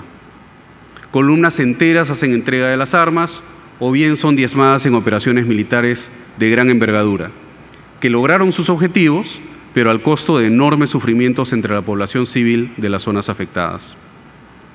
Adicionalmente, y para hacer las cosas más difíciles para Sendero, una vez en prisión, Guzmán, alias Gonzalo, capituló ante el gobierno de Fujimori y empezó una serie de conversaciones con representantes del gobierno de Fujimori que él ilusamente creyó conducirían a un formal acuerdo de paz y por lo tanto llamó a sus fuerzas a abandonar la lucha armada. Como ustedes saben también, en abril de 1992, Alberto Fujimori había abandonado su condición de presidente democráticamente elegido y protagonizó un golpe de Estado en alianza con las Fuerzas Armadas de mi país. Disolvió el Congreso e intervino el Poder Judicial. La captura de Guzmán ocurre pocos meses después, no como mérito del golpe autoritario de Fujimori, sino como mérito de un trabajo policial de muchos años que había llevado a cabo un pequeño equipo de la Policía Nacional, pero desafortunadamente esa captura tan espectacular fue aprovechada por el nuevo régimen para dotarse de legitimidad y para presentarse como el autor de una estrategia victoriosa ante los grupos armados ilegales. En el Perú había un grupo armado menor, más pequeño que Sendero Luminoso, el Movimiento Revolucionario Túpac Amaru, MRTA. Este grupo sufrió una suerte muy parecida a la de Sendero. Sus máximos líderes fueron arrestados en una serie de operaciones policiales y sus combatientes fueron derrotados o se desmovilizaron. También, como ustedes recordarán, en 1996, una de las últimas unidades del MRTA llevó a cabo una operación dramática y desesperada de secuestro de funcionarios en una sede diplomática en Lima, la que terminó con una sangrienta retoma. ¿Cuál es la consecuencia de esta situación? Que, como ustedes pueden ver, en el Perú no había necesidad ni posibilidad de negociar los mecanismos de justicia mientras el conflicto se iba extinguiendo, puesto que los grupos armados habían sido derrotados. Por el contrario, lo que ocurrió en ausencia de negociación y en presencia de esta derrota absoluta de Sendero y del MRTA fue que un gobierno autoritario como el de Fujimori sencillamente aplicó de manera desembosada una justicia de los vencedores. A los senderistas capturados se les aplicó el derecho penal del enemigo, se aplicó una legislación draconiana que negaba los principios más elementales del debido proceso. Jueces sin rostro, poco tiempo para examinar la evidencia, juicios relámpago que tomaban menos de un día, sentencias desproporcionadas. No es necesario decir que, además de la imposición de elevadas penas contra los miembros de grupos armados, este sistema draconiano resultó en condenas injustas contra centenares de personas inocentes. Más aún, del otro lado, y como característica evidente de un proceso de justicia de los vencedores, el régimen aplicó una amnistía plena e incondicional para todos los servidores de las Fuerzas Armadas. Una amnistía que prohibía absolutamente la investigación de violaciones de derechos humanos. Ese proceso de justicia del vencedor solo podía durar, evidentemente, lo que durase el régimen autoritario de Fujimori. Este régimen, pese a la utilización de la derrota de Sendero para hacer su propia propaganda, cayó bajo el peso de enormes movilizaciones ciudadanas debido a la corrupción generalizada y a las pretensiones del régimen de perennizarse en el poder. En efecto, el régimen devino en una auténtica cleptocracia. Habían rapiñado las riquezas producidas por la privatización de empresas públicas y habían volatilizado cualquier forma de control ciudadano. Las movilizaciones masivas del año 2000 en el Perú le quitaron el control del país al régimen, hicieron imposible su continuidad y, en efecto, lo que ocurrió hacia noviembre del año 2000 es que Alberto Fujimori huyó del país y pidió refugio en el Japón. La caída de Fujimori en el año 2000 abre un nuevo momento de justicia, pero donde el ámbito de la transición de la que estamos hablando ya no es la finalización de un conflicto armado, sino la finalización de un régimen dictatorial. Pero, tanto como el caso anterior, había una similitud entre lo que había ocurrido ante la derrota de Sendero y lo que estaba ocurriendo en el colapso del fujimorismo. Y es que en este caso tampoco había con quién negociar, ni había necesidad de hacerlo, porque el régimen se había derrumbado completamente y Fujimori y sus secuaces habían escapado a distintos países. Por lo tanto, un nuevo gobierno de unidad nacional y de carácter técnico toma las riendas del país hasta la celebración de nuevas elecciones y se aboca a la tarea de sacar al Perú del carácter de Estado paria internacional en el que se había convertido. La democracia peruana, reconquistada en el año 2000, no aplica la justicia de los vencedores, sino que abre un auténtico proceso de justicia transicional. Bajo el primerato de Javier Pérez de Cuéllar, antiguo secretario general de la ONU, el Perú acepta la jurisdicción de la Corte Interamericana de Derechos Humanos que el gobierno de Fujimori había pretendido repudiar. Este paso es fundamental, porque pocos meses después de que el Perú acepte la jurisdicción de la CIDH, la Corte hace una contribución fundamental e histórica al marco de la justicia transicional, no solo para el Perú, sino internacionalmente. Y ese aporte es, como todos ustedes saben, la sentencia Barrios Altos, que declara nula la autoamnistía que se había dado a sí mismo el régimen de Alberto Fujimori. Bajo el gobierno de transición, el Perú también anula los pseudojuicios que se habían actuado contra los dirigentes subversivos y contra las personas inocentes, y se abren nuevos procesos penales que se llevan adelante con todas las garantías. El Perú firma y ratifica el Estatuto de Roma de la Corte Penal Internacional, y por iniciativa del Ministerio de Justicia, dirigido en ese entonces por Diego García Sayán, el Perú aprueba el mandato de una Comisión de la Verdad y Reconciliación que se establecerá en pocos meses por decreto presidencial.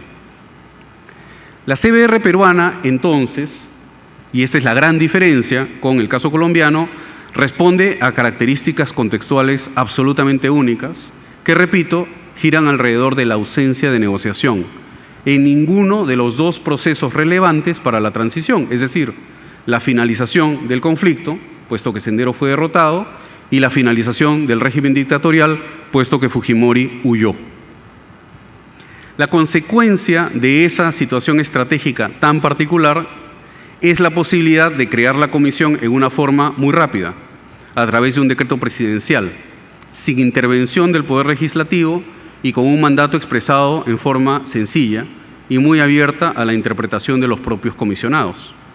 La composición de la comisión es enteramente decidida por el Gobierno Nacional en consulta con organismos de la sociedad civil, sin que ni Sendero ni el fujimorismo tuviesen rol alguno en la selección de los comisionados. Estas circunstancias redundan también en otra característica fundamental, y es que la función de la CBR incluye en forma explícita la contribución al esclarecimiento jurisdiccional de los hechos. En efecto, como ustedes pueden imaginar, en el contexto de movilización ciudadana del año 2000 y luego de la sentencia Barrios Altos de la CIDH, era impensable una comisión que administrase una amnistía condicional como el caso de la CBR sudafricana. Y la CBR, por lo tanto, en el Perú no sería una institución filtro, que es el modelo sudafricano, el modelo que administra de un lado unas amnistías condicionales y del otro lado deja a quienes no han recibido la amnistía a disposición del Poder Judicial. La CBR peruana entonces, que es creada en este contexto especialísimo, no tuvo obstáculo legal para formarse una convicción sobre responsabilidades individuales y para pedir al Ministerio Público que inicie las acciones correspondientes sobre la base de la información que había recogido y que trasladó a los organismos jurisdiccionales.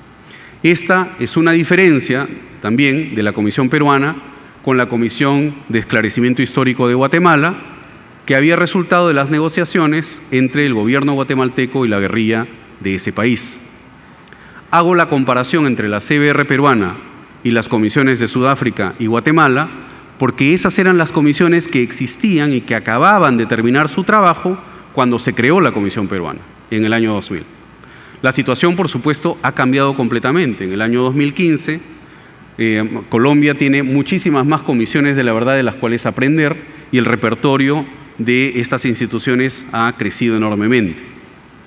Entonces, esa es la diferencia fundamental entre el caso peruano y el caso colombiano, la forma de la transición.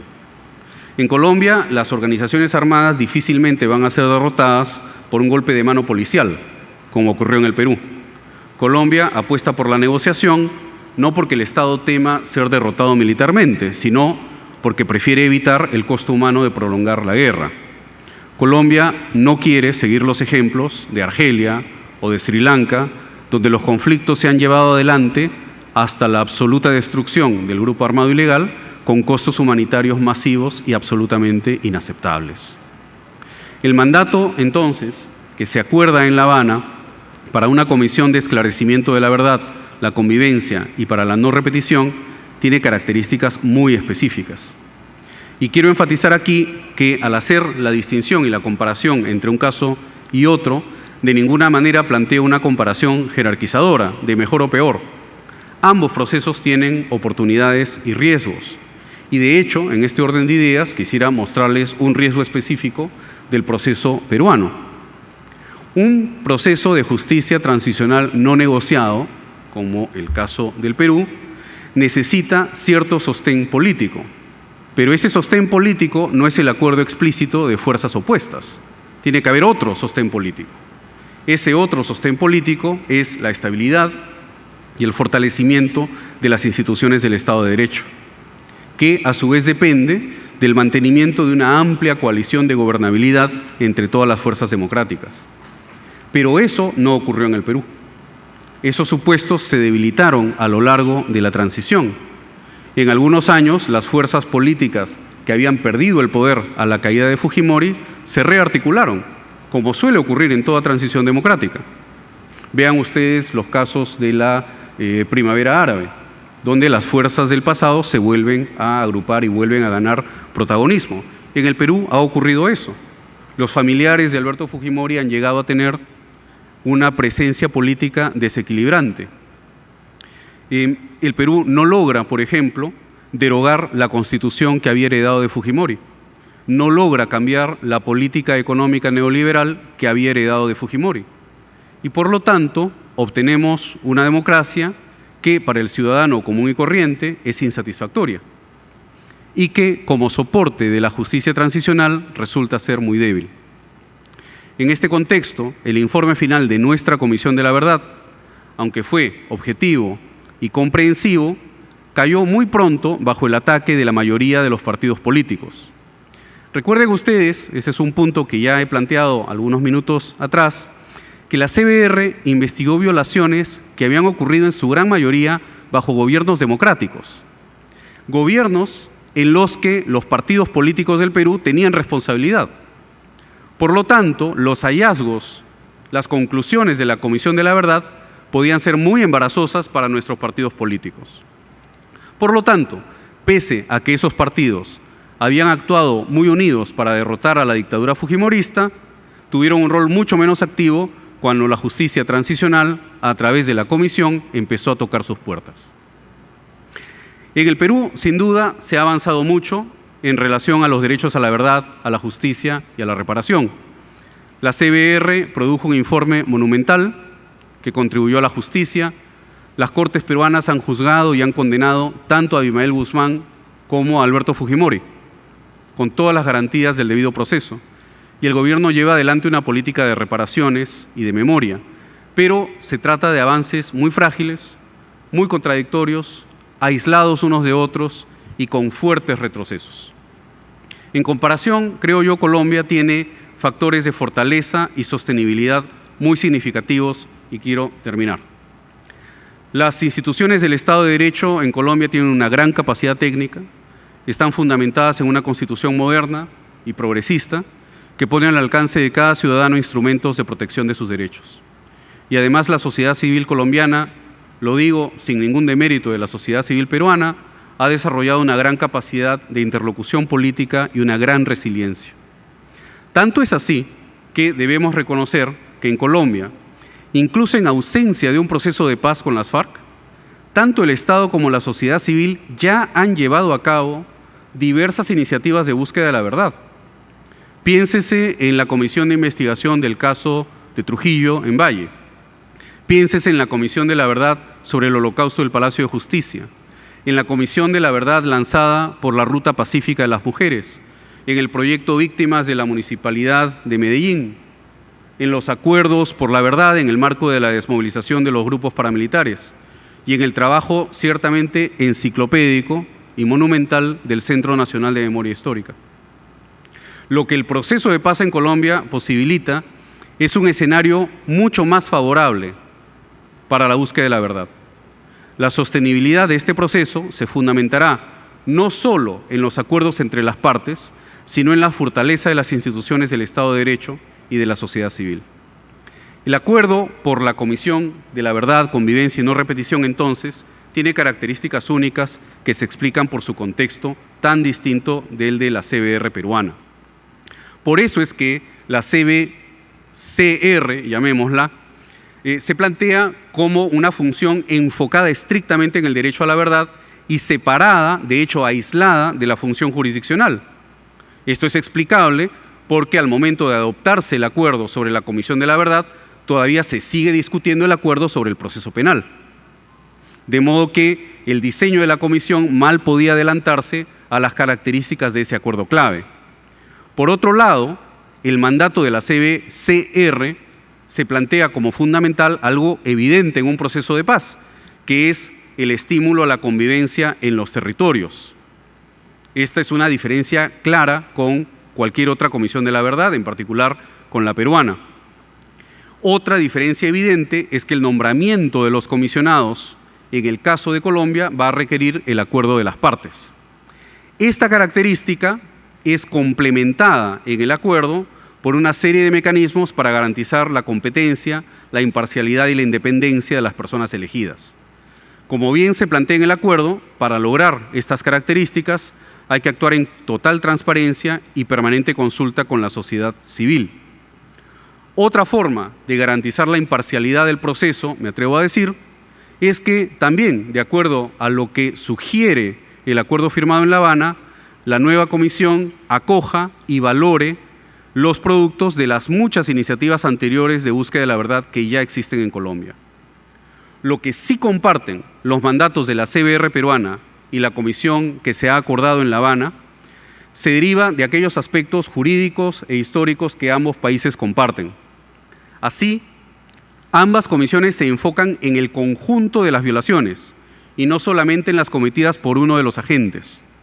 y ambas afirman la centralidad de las víctimas y valoran, por lo tanto, el derecho a la verdad en forma específica y no tan solo como un subproducto del derecho a la justicia.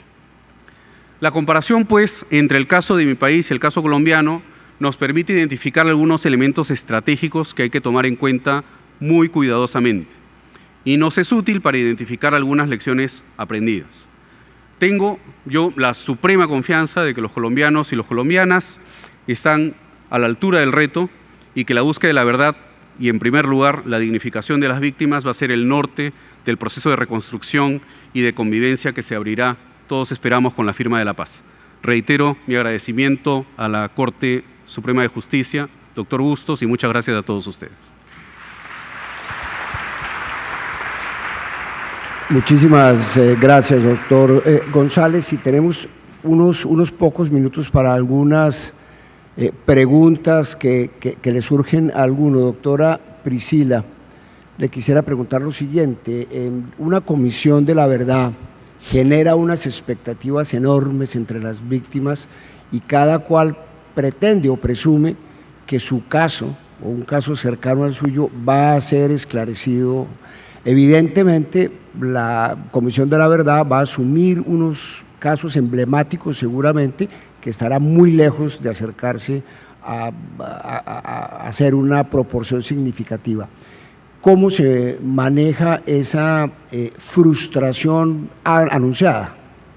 Is already announced and one sees it coming. La verdad es que es muy difícil. Well, the truth is that it's very difficult because everyone has had, all commissions have had this challenge of todas las víctimas y es imposible investigar a todos los casos. Entonces, bueno, es importante que la comisión diga a todos que no van a poder investigar a todos los casos, pero también el gobierno, las partes, las ONGs, etcétera, que van a tener relaciones con las diferentes víctimas que van a venir a la comisión. Ellos también pueden ayudar a tratar de explicar que es imposible en algunos años tratar de hacer todo.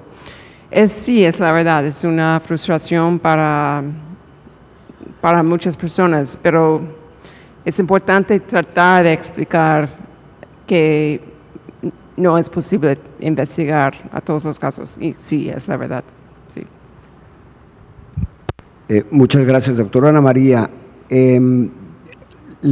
Habrá también eventualmente duplicidad informativa sobre los casos que asume la comisión y los casos que asumen los tribunales. En principio tendría que haber una armonía entre una cosa y otra, no solo para efectos del resultado de la investigación y la conclusión judicial o la investigación y conclusión en términos de la verdad, ¿se pueden anular eventualmente?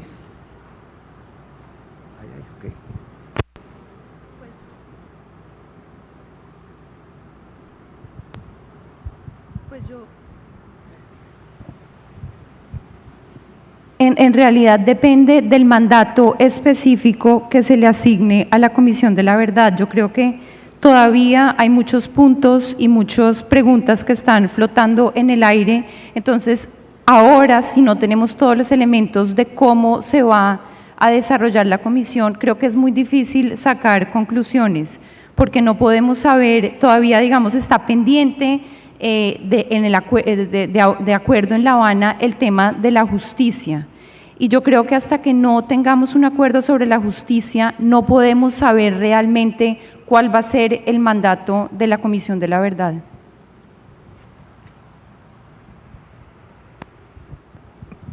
Gracias. Aquí me envían una pregunta para el doctor Meyer sobre el caso de Sudáfrica, diciendo que todavía hay voces que están reclamando que hay muchos casos de crímenes muy importantes que no han sido suficientemente esclarecidos. ¿Qué tan grande es ese clamor y si visto con la perspectiva de 2 décadas se pudiera cambiar algo de lo que se hizo, qué se cambiaría a su juicio?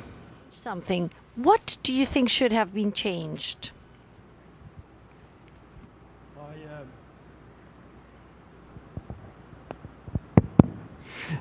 I think, Pues, it's difficult to ¿sabe say qué? Yo what creo we que es should have difícil done decir better. qué es lo que hemos debido hacer mejor the 2 point décadas is, después. Pero el punto es I que, don't think any truth commission, ¿sabe particularly qué? not ours, was Yo no perfect. creo que ninguna comisión de la verdad, sobre todo la And the nuestra, end no creo que result, ninguna sea therefore, perfecta y por lo tanto could el not be- resultado could no not be perfect either. puede ser perfecto tampoco. I think 20 years later, Sí, we creo can- que we ahora, can say 20 on the años subject of the después, question, podemos analizar if el there tema were de la cuestión. individuals, Si people, hubo personas, si hubo or groups individuos of o people grupos de that personas wanted to further que querían have realmente, investigations, quieren to tener lay investigaciones charges in adicionales o terms quieren of demandar specific prosecutions, the opportunity al- was there. They todavía could have done alguien lo hubieran podido hacer. O sea, eso And- realmente and todavía there se were hubiera podido very hacer. few, if I Y can hubo remember muy correctly, only pocos, 2 or 3 cases realmente si that no mal no recuerdo, emerged solamente hubo 2 o 3 since casos que the report emergieron of the después Truth de Commission came out in haber 1998. publicado el informe de la Comisión de la it was Verdad, not que fue en as if there was 1998. closure on Entonces, prosecutions. no es como si se hubiera cerrado la opportunity was posibilidad de there. judicializar. I La think oportunidad therefore todavía it would be- existía y yo It would pienso be incorrect to say que no es correcto, that por lo the tanto, Truth decir Commission, que la Comisión de la Verdad excluded opportunity for excluyó la prosecution posibilidad and de or didn't investigate judicialización o sufficient. que no investigó con What I- suficiente what I detalle. said earlier, I Lo que think I dije want hace to- un rato, I want to emphasize quiero again. enfatizarlo And de that is nuevo. something Y that the Truth esto es Commission algo que la was not Comisión de tasked la to do, it was not its Verdad pues mandate. no estaba dentro de su But the mandato y no problem tenía la tarea de remains hacer, pero that el problema a huge sí number of South persiste de Africans que are un still gran suffering número de as a result of sudafricanos apartheid. todavía And I sufren think los there's resultados del apartheid, something- las if there's consecuencias one del thing we need apartheid. to correct Así today, que si hay una cosa then it que is deberíamos actually to look at corregir how we es can ver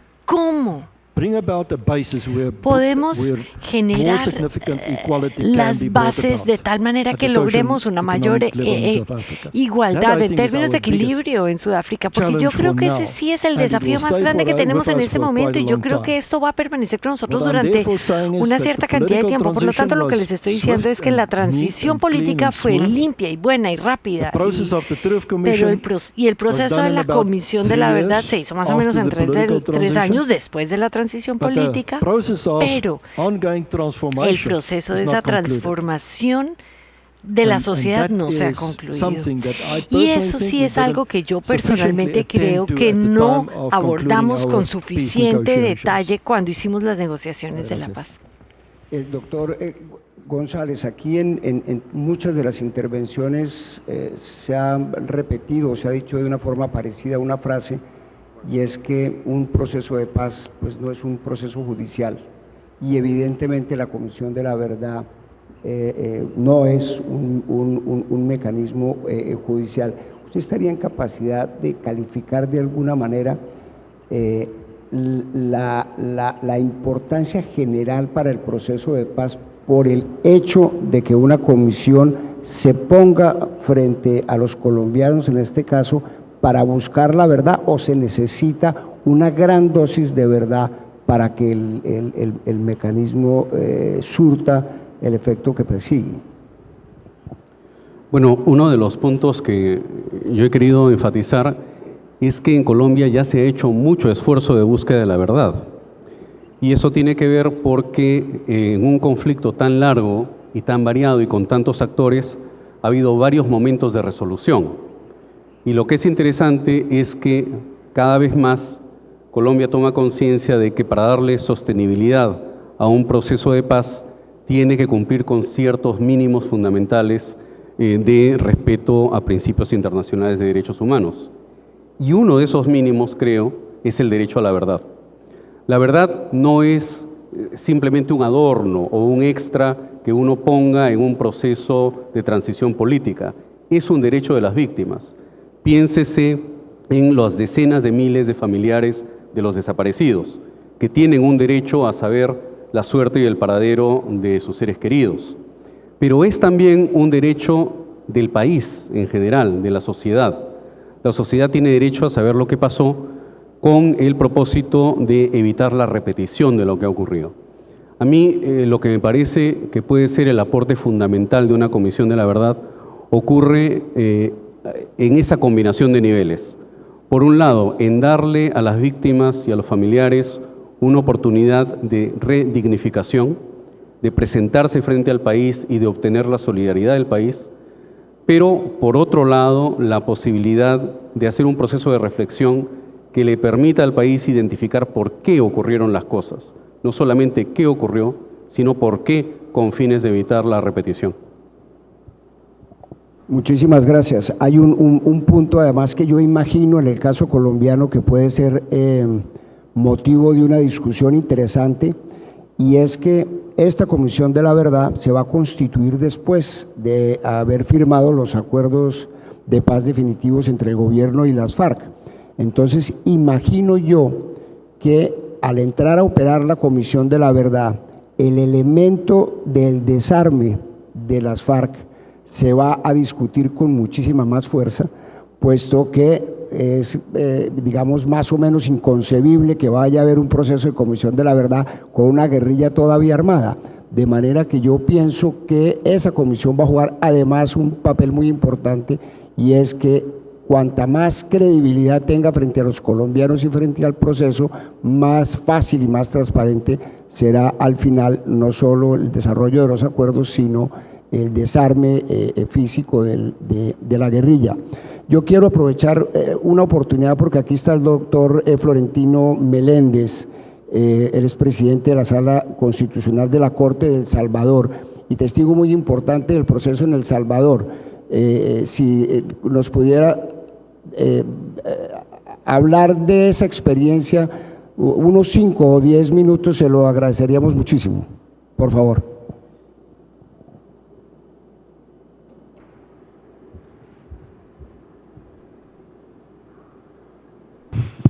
Hola, muchas gracias. Buenas tardes. Sí, muchas gracias por el honor de darme estos minutos. Quería brevemente comentar la experiencia del Salvador, dado que no se ha mencionado en este foro, y creo que modestamente puede brindar algunos aportes, algunas lecciones aprendidas al proceso colombiano, además de las riquísimas lecciones aprendidas y buenas prácticas de otros procesos que se han explicado en este seminario. En el proceso de paz de El Salvador, que dio lugar a finalizar la guerra por la vía de la negociación política con la intervención de las Naciones Unidas, por supuesto que fue exitosa y el proceso fue exitoso, pero cuando queremos ver desde Colombia otro espejo, otro referente, yo creo que no solo hay que ver las buenas prácticas ni las lecciones aprendidas, sino sobre todo las malas prácticas, en qué nos ha ido mal en los procesos, qué es lo que no hicimos bien, qué es lo que no se cumplió, por qué fallamos, por qué estamos como estamos ahora. Yo creo que son preguntas que hay que lanzárselas anticipadamente, cuando se esté en un proceso ya avanzado como el de Colombia. Y en El Salvador, que también tuvo una Comisión de la Verdad pactada por las partes, y en sus acuerdos con la Organización de Naciones Unidas, con los países amigos y la comunidad internacional de por medio, hubo el compromiso de ambas partes de cumplir fielmente todas las recomendaciones de la Comisión de la Verdad. Y esta se estableció en el 92 y cuando informe en el 93, 5 días después, se emitió una ley de amnistía irrestricta, que no creo que tenga comparación en ningún otro proceso de paz. Se perdonó todo absolutamente. Los crímenes de guerra, los crímenes de lesa humanidad, las violaciones sistemáticas de derechos humanos atribuidas a ambas partes. Fue una especie de autoamnistía de ambas partes. No obstante que en el acuerdo de paz se habían comprometido a cumplir fielmente todas las recomendaciones de la Comisión de la Verdad. Esto definitivamente es una mala práctica que puede servir de referente y no hay que dejarlo solo al acuerdo político. Yo creo que esto hay que legalizar parte de estos acuerdos, como los que están vinculados con las autoamnistías, tiene que estar legalizado para que no quede sujeto a la voluntad política de las partes. Este incumplimiento dio lugar a que no hubiera prácticamente reparación de víctimas. El cumplimiento fue muy parcial en materia de reparación de víctimas, no hubo implementación de la justicia transicional en esa época, Y la ley de amnistía nos condujo a la impunidad, que está produciendo efectos del crimen organizado, de las pandillas, las maras, que mantienen sitiado a la población civil en El Salvador 23 años después de firmarse la paz. Aquí hay un cordón umbilical en todo esto, hay una vinculación con la mala forma como se cerró el proceso de paz en El Salvador, la situación actual de violencia que vive el país. También algo que se cerró muy mal y que está produciendo efectos de desestabilización en el país y de violencia es la forma como se trató a los desmovilizados de ambas partes. Yo creo que hay que ponerle mucha atención a ese punto, especialmente en un país como Colombia, que tiene aproximadamente 500,000 de miembros de la fuerza pública y no sé cuántos miles de combatientes desplazados en el terreno que van a tener que ser desmovilizados, al menos la parte de la guerrilla y me imagino yo que alguna parte considerable de la Fuerza Armada, para preparar a la fuerza pública para periodos de paz, ya no con un número cuantioso como el actual. La atención a los desmovilizados, la reinserción laboral, el apoyo a programas sostenibles para sus familias. Esto está generando violencia actualmente en El Salvador. Se toman carreteras, se toman edificios, el edificio del Congreso, reclamando medidas que fueron pactadas y recomendadas incluso por la Comisión de la Verdad y no fueron cumplidas. Este es un punto importante. También el tema de la verificación del cumplimiento de los acuerdos. Estamos hablando ya de posconflicto. En El Salvador, Naciones Unidas, de acuerdo a lo que se pactó por las partes, estableció una misión de verificación con un contingente de 1,000 funcionarios de 40 nacionalidades, colombianos incluidos, jueces colombianos, funcionarios públicos colombianos que nos llegaron a apoyar en el proceso de verificación de los acuerdos de paz. Don Augusto Ramírez Ocampo, un prominente colombiano, fue el jefe de misión de esta misión de paz de El Salvador, de la cual yo también formé parte como asesor en la División de Derechos Humanos. Fue exitoso su trabajo. ¿Cuál fue el error? El error fue la temprana estrategia de salida del terreno. Quedaron abandonados varios acuerdos que no se cumplieron porque Naciones Unidas estuvo muy poco tiempo verificando el cumplimiento de los acuerdos. Yo creo que esta mala práctica de Naciones Unidas, que fue advertida por asesores que estábamos en el terreno, tiene que ser vista como un ejemplo para procesos como el de Guatemala. Por supuesto, debo decir que la Comisión de la Verdad también estuvo integrada por un prominente expresidente colombiano, cuando se hablaba de los liderazgos que se necesitan en las comisiones de la verdad, por un ex canciller venezolano y un jurista prominente de los Estados Unidos. Y el último punto que quiero plantear sobre esto de las lecciones aprendidas, lo que se hizo mal, visto 23 años después en El Salvador, es que no se le prestó debida atención al fortalecimiento de las instituciones democráticas estratégicas y a principios claves del Estado de Derecho. Por ejemplo, establecer bases o fortalecer, si es que existen las bases para la división de poderes, que es una garantía estructural del Estado de Derecho, y por supuesto dentro de la división de poderes las medidas claves para la independencia judicial, que es la piedra angular para la protección de los derechos fundamentales de toda la población. Y por último también la expansión de la manifestación pluralista en el sistema político, para que las distintas corrientes de pensamiento tengan un cauce de expresión y de participación plural en los procesos electorales que hay que fortalecer, porque son los que sustituyen precisamente los mecanismos de la toma del poder por la vía de la violencia.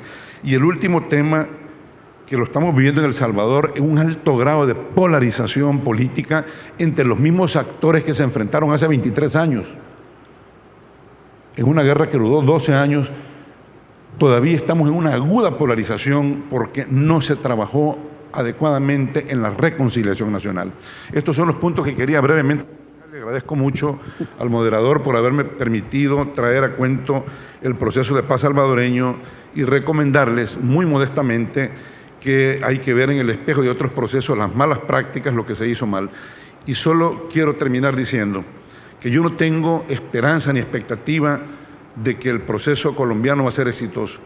Yo tengo la convicción de que el proceso colombiano va a ser exitoso en el corto plazo. y lo vamos a celebrar en América Latina y en el resto del mundo. Muchas gracias. Muchísimas gracias por su intervención.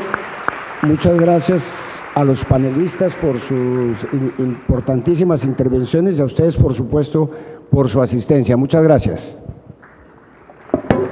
Doctor Roberto Pombo, muchas gracias a los panelistas y conferencistas. Les agradecemos su participación, su visita y haber acogido nuestra convocatoria.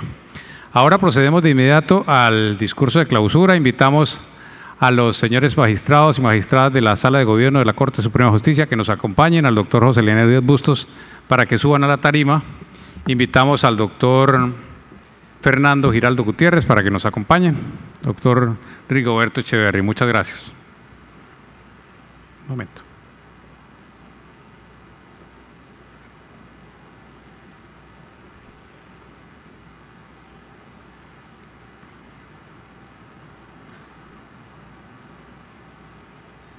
Gracias.